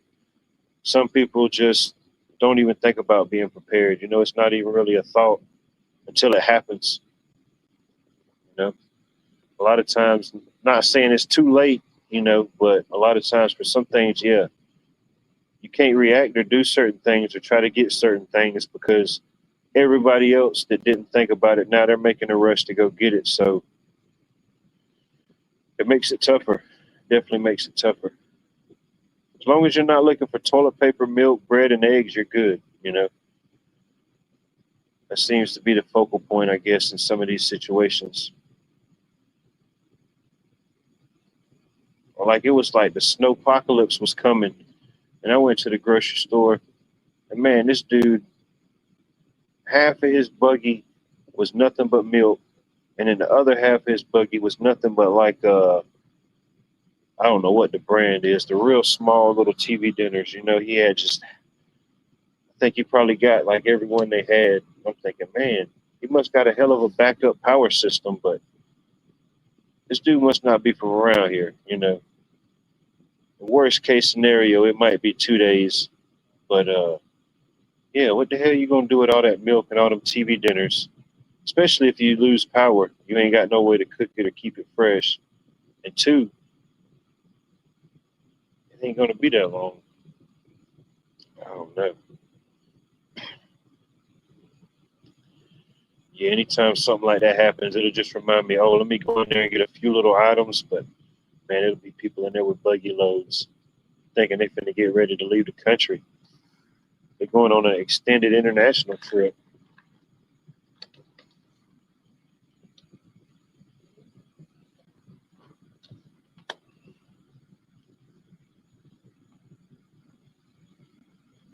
"10 days of brightness." Could be. Could be. I guess that'll be about enough time to get the artificial sun placed up there. Oh shit. Either way, people's gonna freak out either way. Darkness or daylight. You know what I mean? Oh, it's gonna be people freaking out. The vampires and the those type of people, yeah, they're not gonna like it.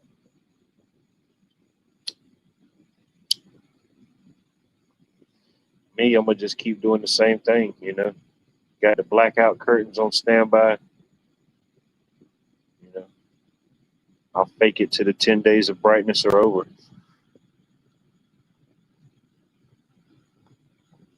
All right, maybe 3 days. Maybe 3 days. Maybe we're just overthinking it.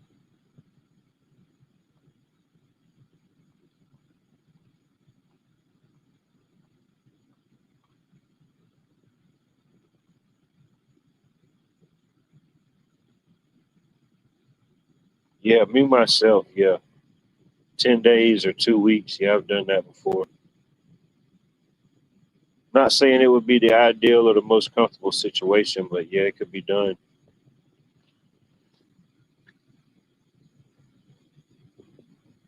I got generators and stuff like that. So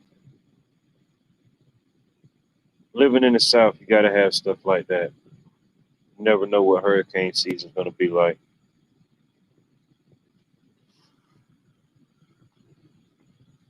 Could be. Dude, that was a hell of a lot of milk, dude. That was a hell of a lot of milk, dude. You couldn't have fit it. You couldn't have fitted nothing else in there. If anything else, it would have been a balancing act. It was 50% milk, 50%. Uh, I don't know, whatever that brand of tea, Marie Callender's or something like that. I'm like, man, dude,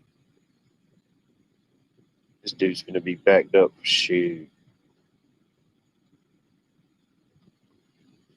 this dude's gonna be backed up. He's gonna be backed up after the ice storm. You know, at this point, with that much ingestion of mass consumptions, dude, he's gonna be the ice storm. Is the least of his worries. You know what I mean? Shit, he's gonna be hitting breaker 19.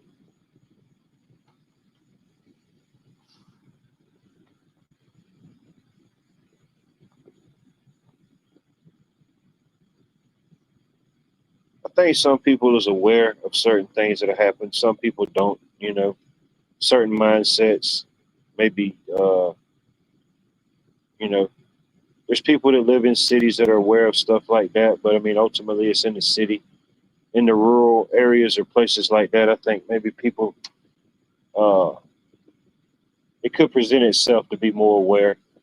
It doesn't always mean that way. You know what I mean? I've seen people that was just born in the country and stuff, and yeah, you would have just had no clue. It's just like I don't know. It didn't go in one ear and out the other. I just don't think it ever went in one ear to begin with.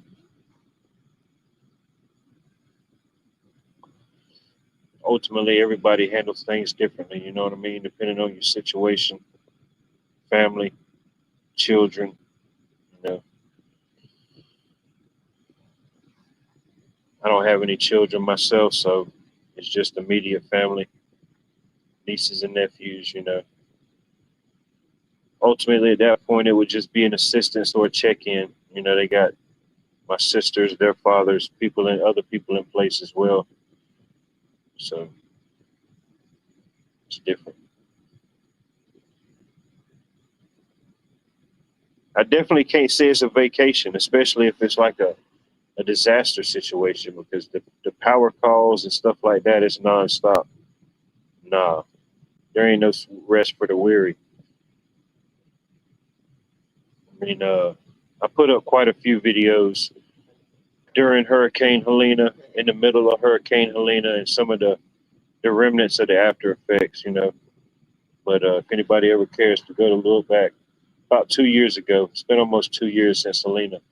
But yeah, that whole time we was right there with the linemen as they was getting it cleared out and reestablished. We was trying to get the houses hooked back up. Man, I can't even. I lost count of how many services we had to repair. We was repairing services and masts for just seemed like forever. Some of them it was an easy fix, you know. Some of them it just broke at the top half and it was an easy fix, and some of them, you know, ended up being a little bit more.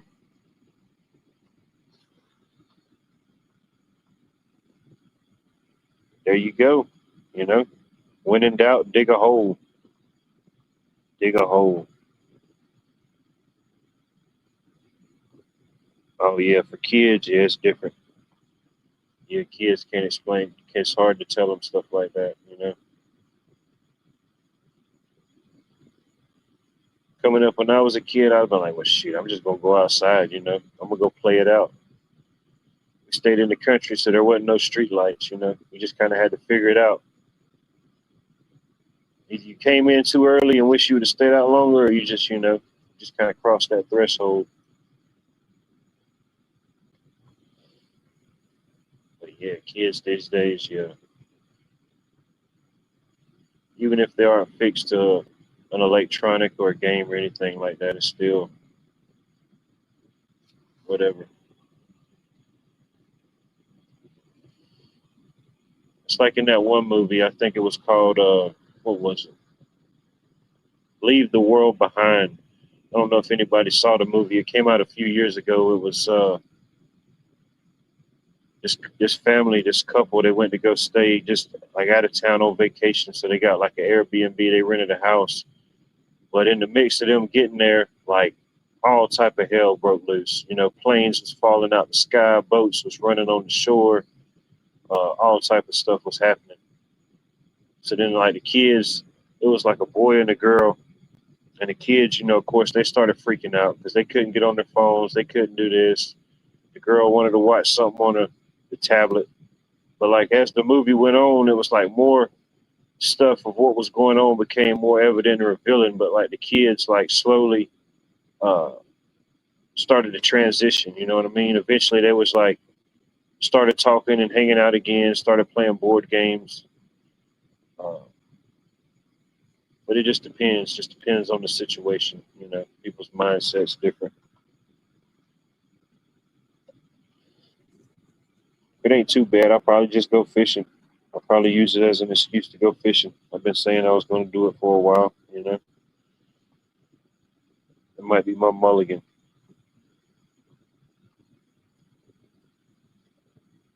Further youngsters designated activity appropriately. No doubt. No doubt.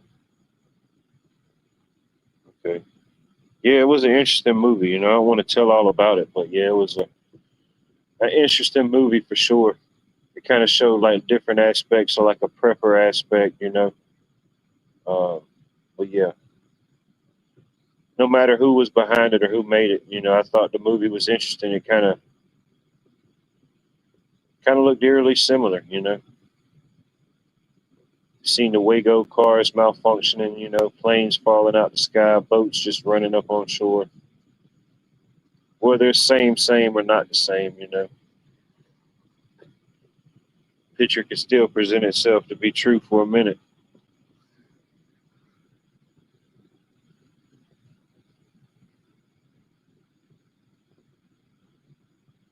Oh, no doubt. No doubt.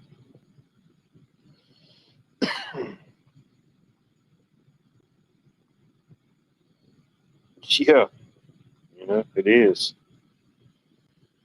I mean, it's kind of like the double-edged sword. It's kind of like fortunately, but unfortunately, you see some of those type of things to acknowledge it, but unfortunately, you can't unsee it. To whatever level it may unfold in our reality, our timeline, you can't unsee it.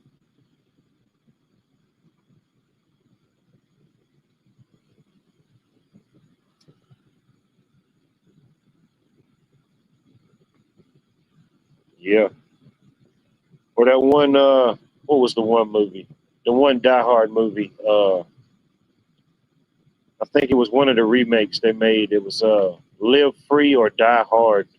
I think the one that made a few years back, and it was like I forgot how they linked the whole story together, but anyway, it was like some type of cyber terrorist.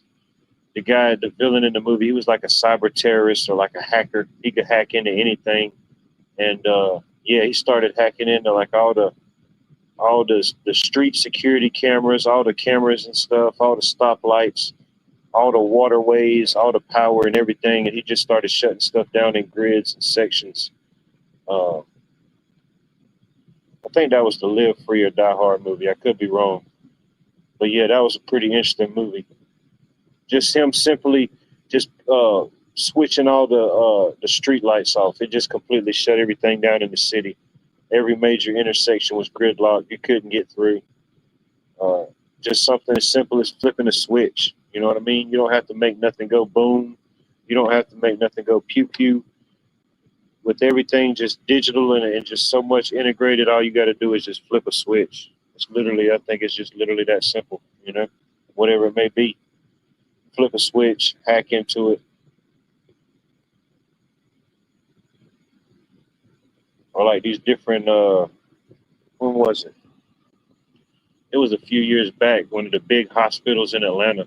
I think it was Grady Hospital in Atlanta. They got hacked. And whoever it was, they like seized all their files and stuff and they couldn't do nothing. And I think the hackers told them, they was like, all right, well, you give us $5 million and we'll release everything, nothing damaged, nothing stolen. We'll release it exactly how it was. So then they told them, they said, hell no, we ain't giving you $5 million. Well, shoot, I think it ended up costing them like, oh no, 6 months to get everything fully restored. And I think it ended up costing them like 20 or 25 million when it was all said and done with different things. I don't know. I don't know how they justified everything, but that's what they said.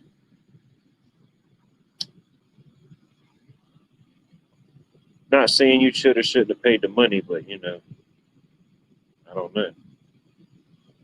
I've seen a lot of different stories like that, different things will get hacked or whatever, they'll seize up whatever.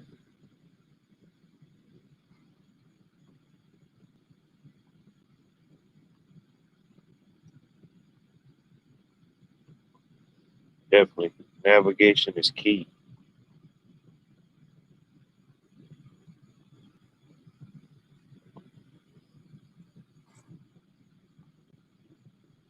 Black cop. Black ops or black cop?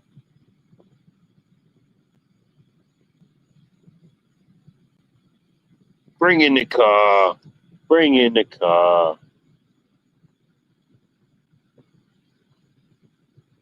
Speaking of Die Hard, there's always some type of reference we could throw in at any time.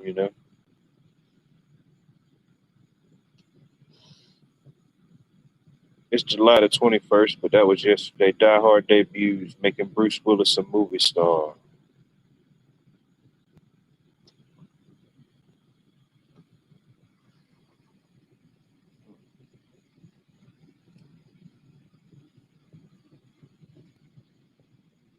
Who knows? They'll probably come out with another one. It's about time they come out with another one. They'll probably just CGI. They'll CGI them in there.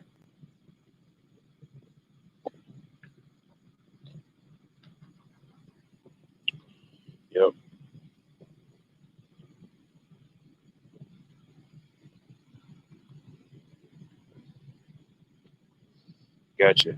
Yeah, I can't remember how many that I made. I say at least probably about 3 or 4 of them.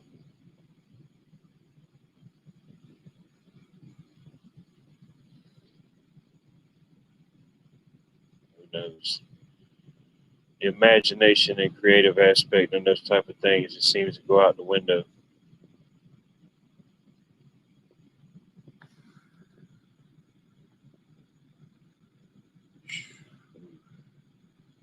And that I couldn't tell you right off. Probably could remember the movie, but the actor, the actress, I've seen too many. Seen too many movies.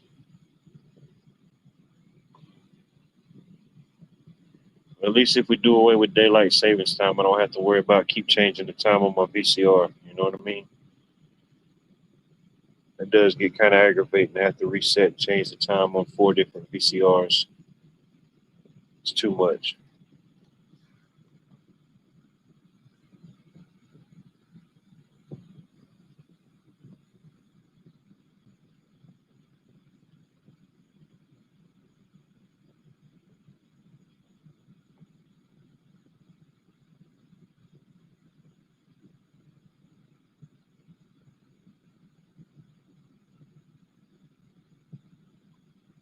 I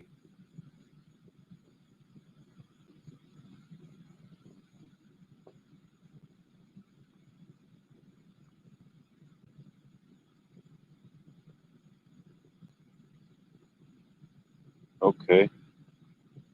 Hey, don't ask me to translate. You know what I mean? I do not speak Palladian. I don't speak Palladian yet. You know, I'm not familiar with that dialect.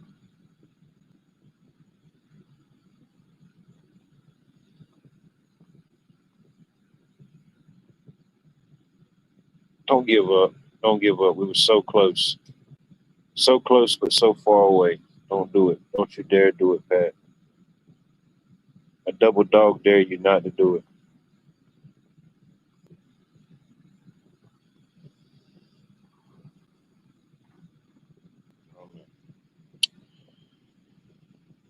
I think I'm about ready to give up. I don't know. As we approach the 3.5 hour mark, Sybil Shepherd, Jenny Ringgrove. I don't know. Doesn't ring a bell. Doesn't ring a bell, not even a Taco Bell. Not sure.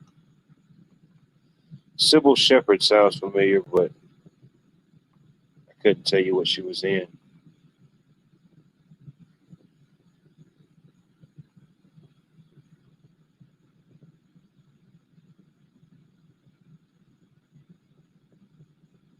Oh, nothing. Just getting ready to wind down and simmer down. You know, seems to be a pretty quiet and mild manic Monday.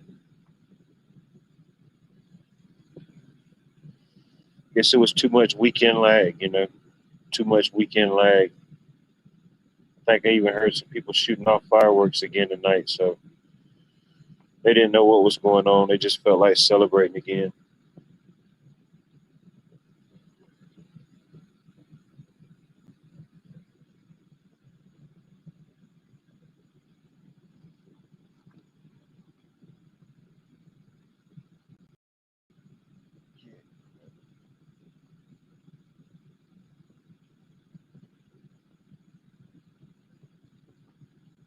Oh, no doubt. You know, just checking in on a manic Monday. I don't know exactly when I'll be back on. Probably sometime later this week. You know, take a little midweek break. But no doubt, appreciate everybody checking in, tuning in at some point.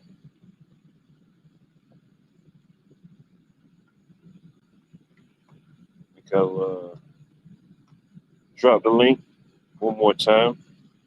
If anybody wants to join the backstage, I'll probably piddle around for a little bit longer. But other than that, any final thoughts, any final opinions, any rants, any raves, speak now or forever hold your peace, you know. Let it be known now.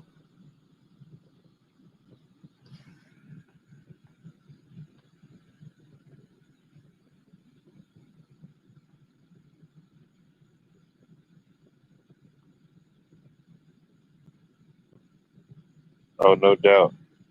I appreciate all of y'all as well. Definitely.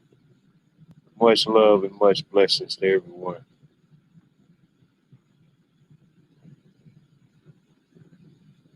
Yeah, you should be able to. Uh, as long as you have a mic and a phone connection, you know, you don't have to have your camera on or anything like that. But I don't see why not. No doubt. Feel free. No, you don't have to cut on your camera or anything like that. You have, I mean, of course, you have to have your microphone on, but no, nobody's required to show your face. But other than that, yeah, I appreciate everybody for checking in, tuning in at some point. If you come back in the future, I definitely appreciate you if you're brave enough and you're bold enough. But until we meet again, until we chat again, sometime, somewhere, much love, everybody. Let's see here. You might want to buckle up, for safety. I can tell already you are going to get on my nerves.